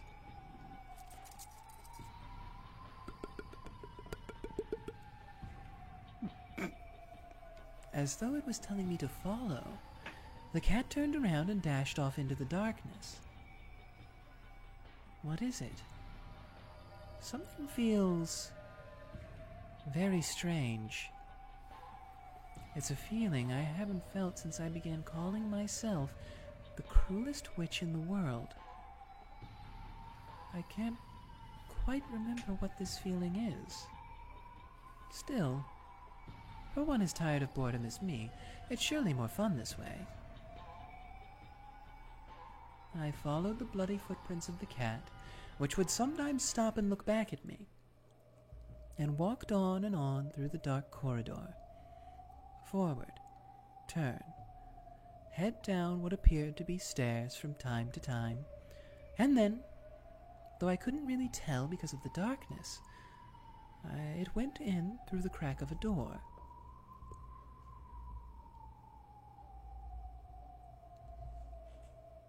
Here? I pushed the door open slowly, but it was dark on the inside, just like the corridor. However, the air and the slight change in the echoes made by the footsteps told me that this was a room, not a corridor.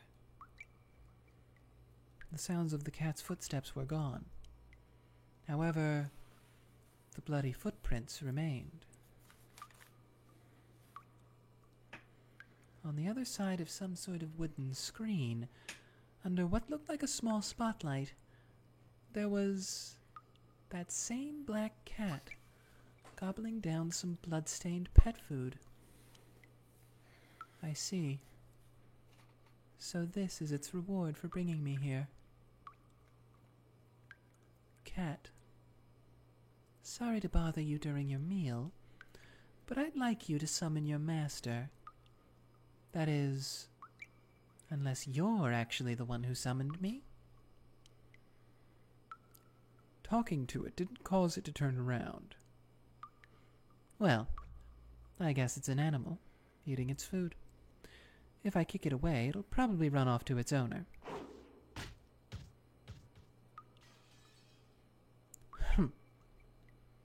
When I did kick the cat, it sailed away like a stuffed animal. Dang. Hit the wall, and fell to the ground. Then, it vanished, melting into the darkness. What's with this cat? Is it just an illusion?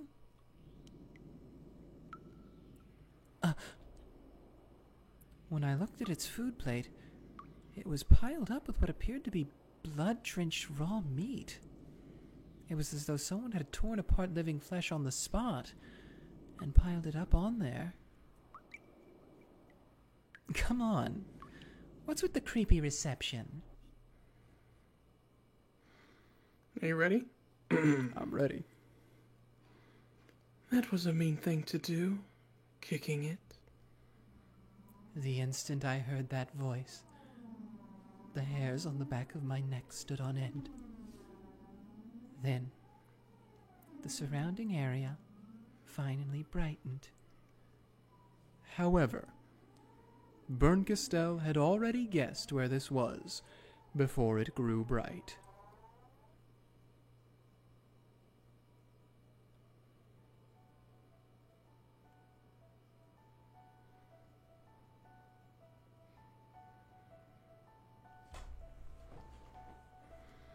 That was you, was it not? That cat?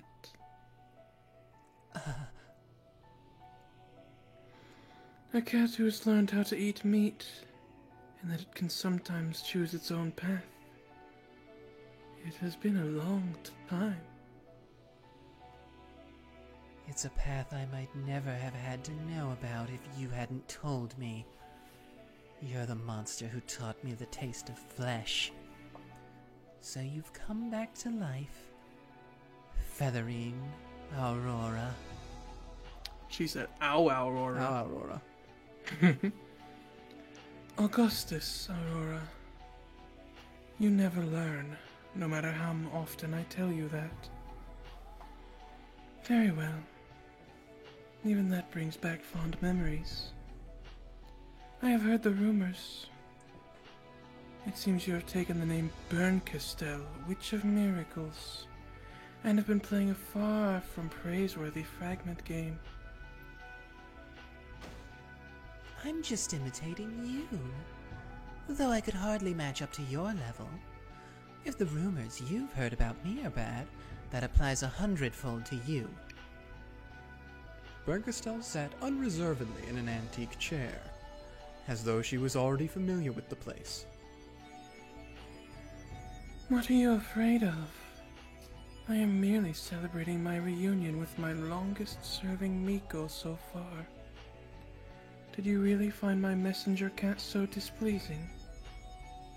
Berncastel's manner seemed completely relaxed. However, Featherine admonished her, telling her not to be afraid. And, judging by the expression that had risen to Bern's face, Featherine had been right on the mark. Did you really have to make such blunt insinuations against me? A cat? Leaving behind bloody footprints and stuffing its face with blood-stained meat? Have no fear. Look closely. Do you see any cat stuffing its face with meat? I just gave it a plate of biscuits as a reward for going to get you.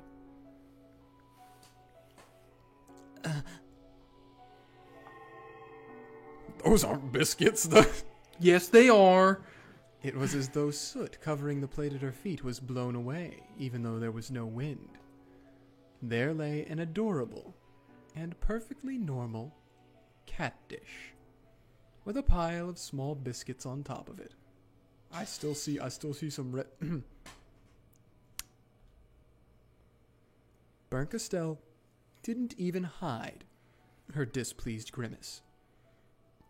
Featherine shrugged and muttered, You haven't changed, child of man, as she rocked her rocking chair.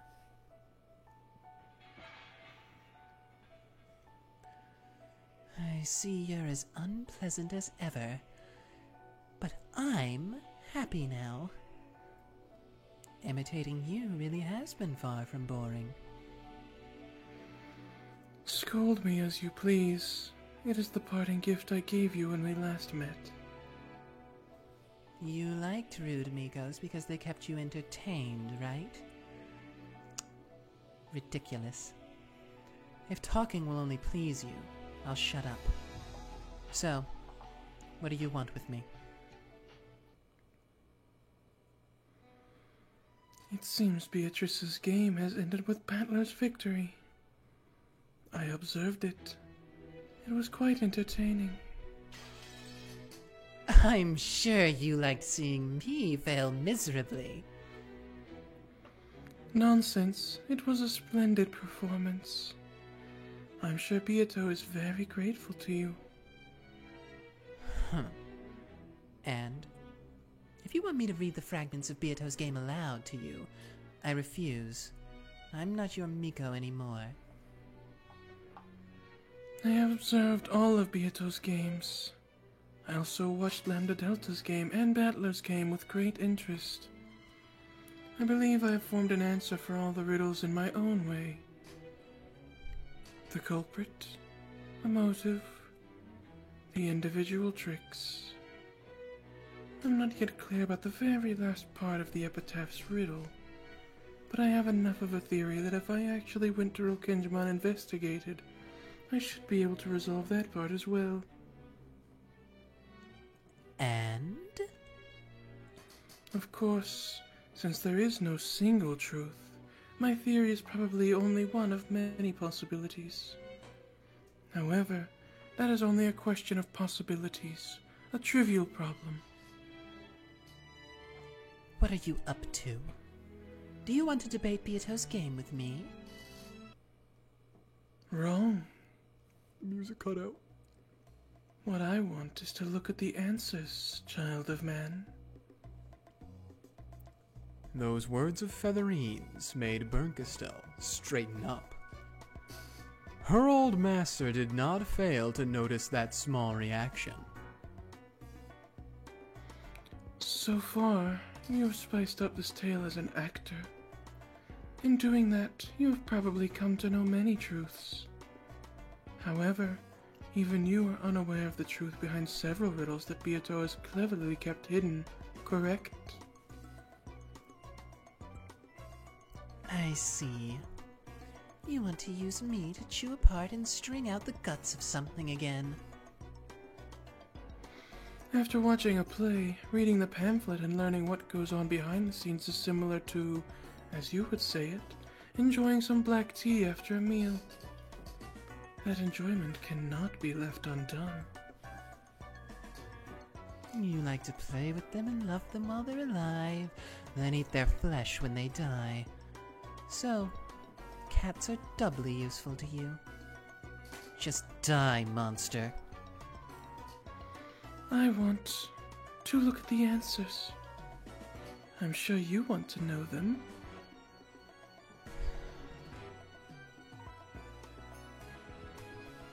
Think of it as a burial for Beato's corpse, where you are in charge of the service. What do you say to that, child of man? Now, you're starting to speak my language. When Featherine snapped her fingers, a thin spotlight appeared on the table, which was covered with cluttered books. There lay a folded version of the game board for Beato's game.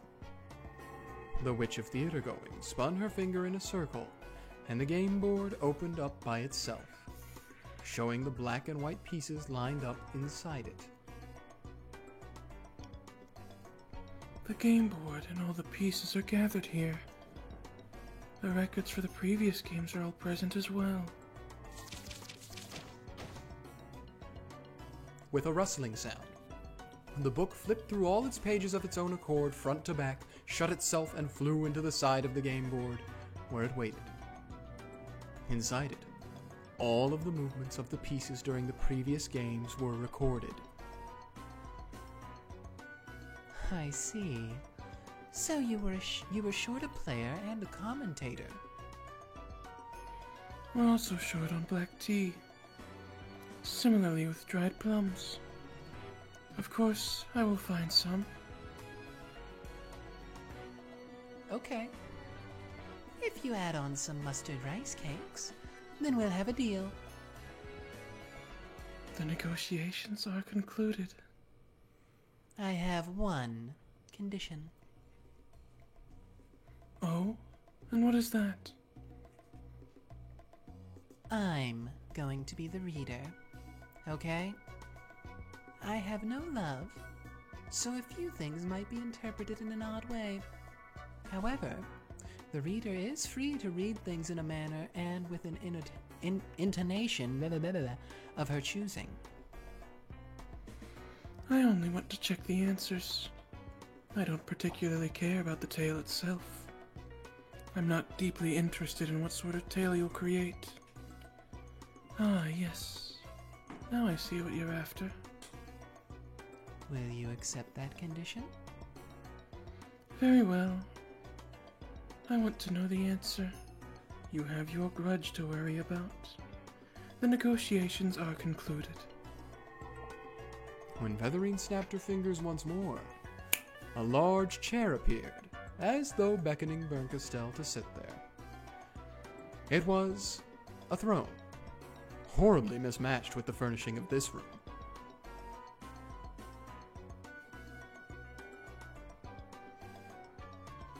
Wait, I've seen this before. This is... I acknowledge it. You may sit. You are the game master.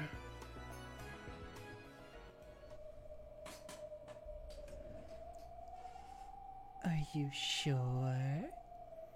Are you really sure? You can create whatever sort of tale you like to satisfy your grudge. I am not interested. However, I have one condition as well. Answer all of the questions I ask. Absolutely no keeping secrets, hiding, or dodging the issues.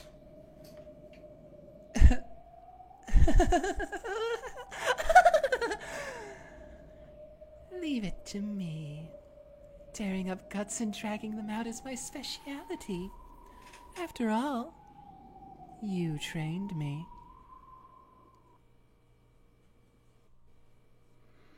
Let us make some black tea. We'll use our own hands, not magic. Let the master treat her Miko to some tea. The old Beato told me that witches are the best ones to have black tea with. It seems that rule doesn't apply to us.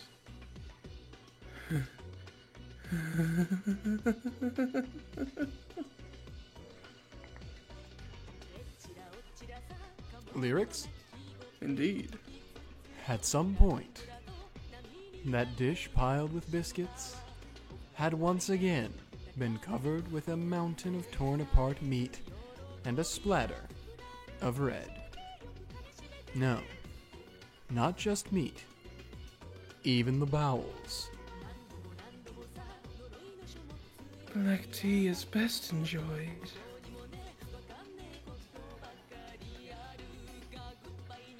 with your fellow monsters. That's the question mark. Ah. Funny thing, this song that's playing now, which we just heard a moment ago, is Fishy Aroma, with lyrics, obviously. But it also is a bit different than the normal Fishy Aroma. This one is Fishy Aroma, but spelled out in katakana instead of kanji. It's silly.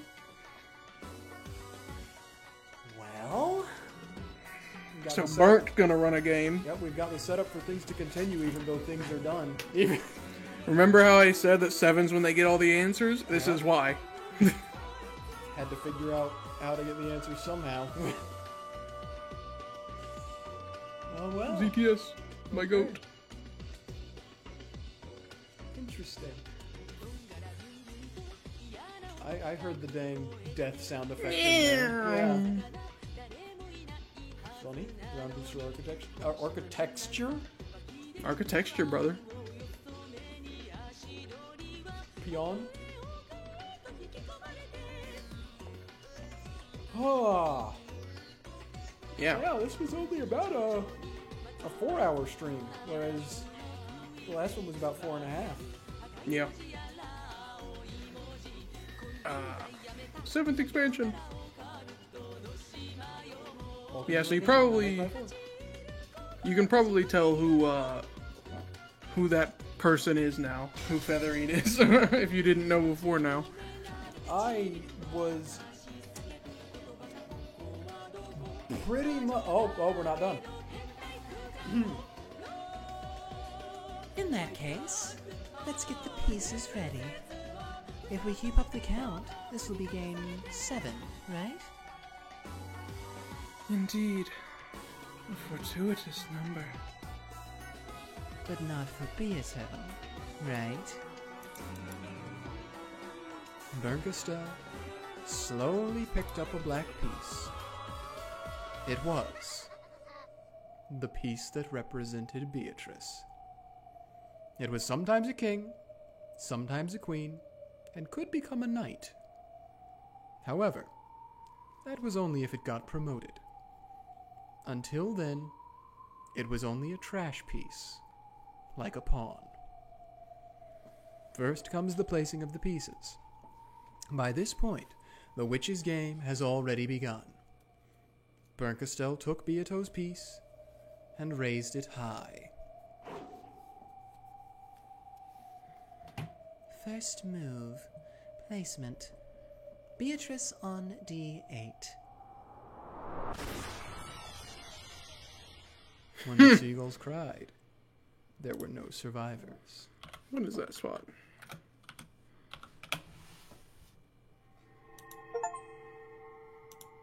Achievement for Hidden Tea Party is called Monsters. D8. D8. Am I crazy? That's interesting. All right, what am I looking for in tips? Oh, just go to the episode 6 tips. Go to for Erica and Executor. Read it. Fell from a pleasure boat and is currently missing. Due to the Rokenjima explosion incident that occurred shortly after, her accident went completely forgotten. Her family says that she might have drifted to Rokenjima and gotten involved in the incident, but no evidence suggests that she was ever on the island could be found.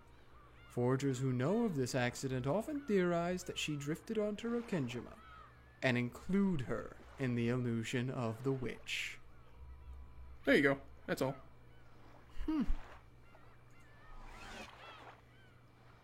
Interesting. Just a little Rokenjima explosion incident. Yeah, the Rokenjima explosion incident. Yeah.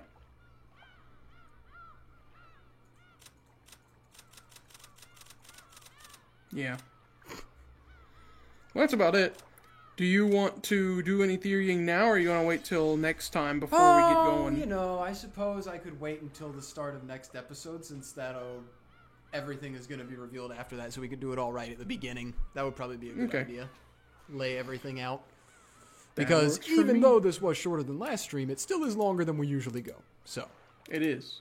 The other thing I was going to mention about the D8 thing, if I'm looking at this correctly, and unfortunately I'm awful at remembering. Give me one more second to check. You're good.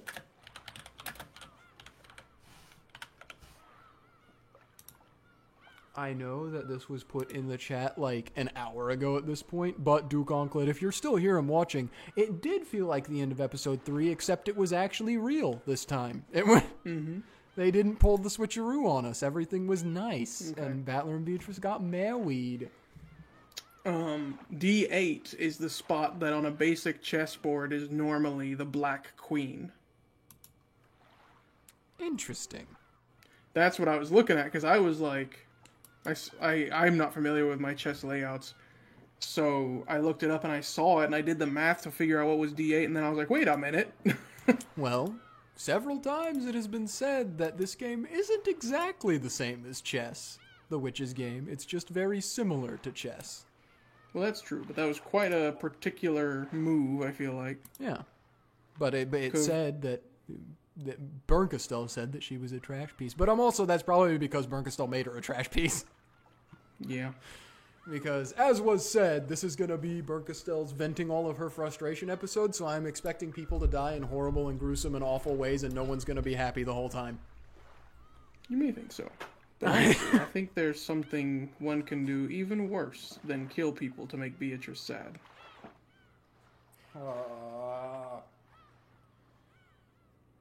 Okay.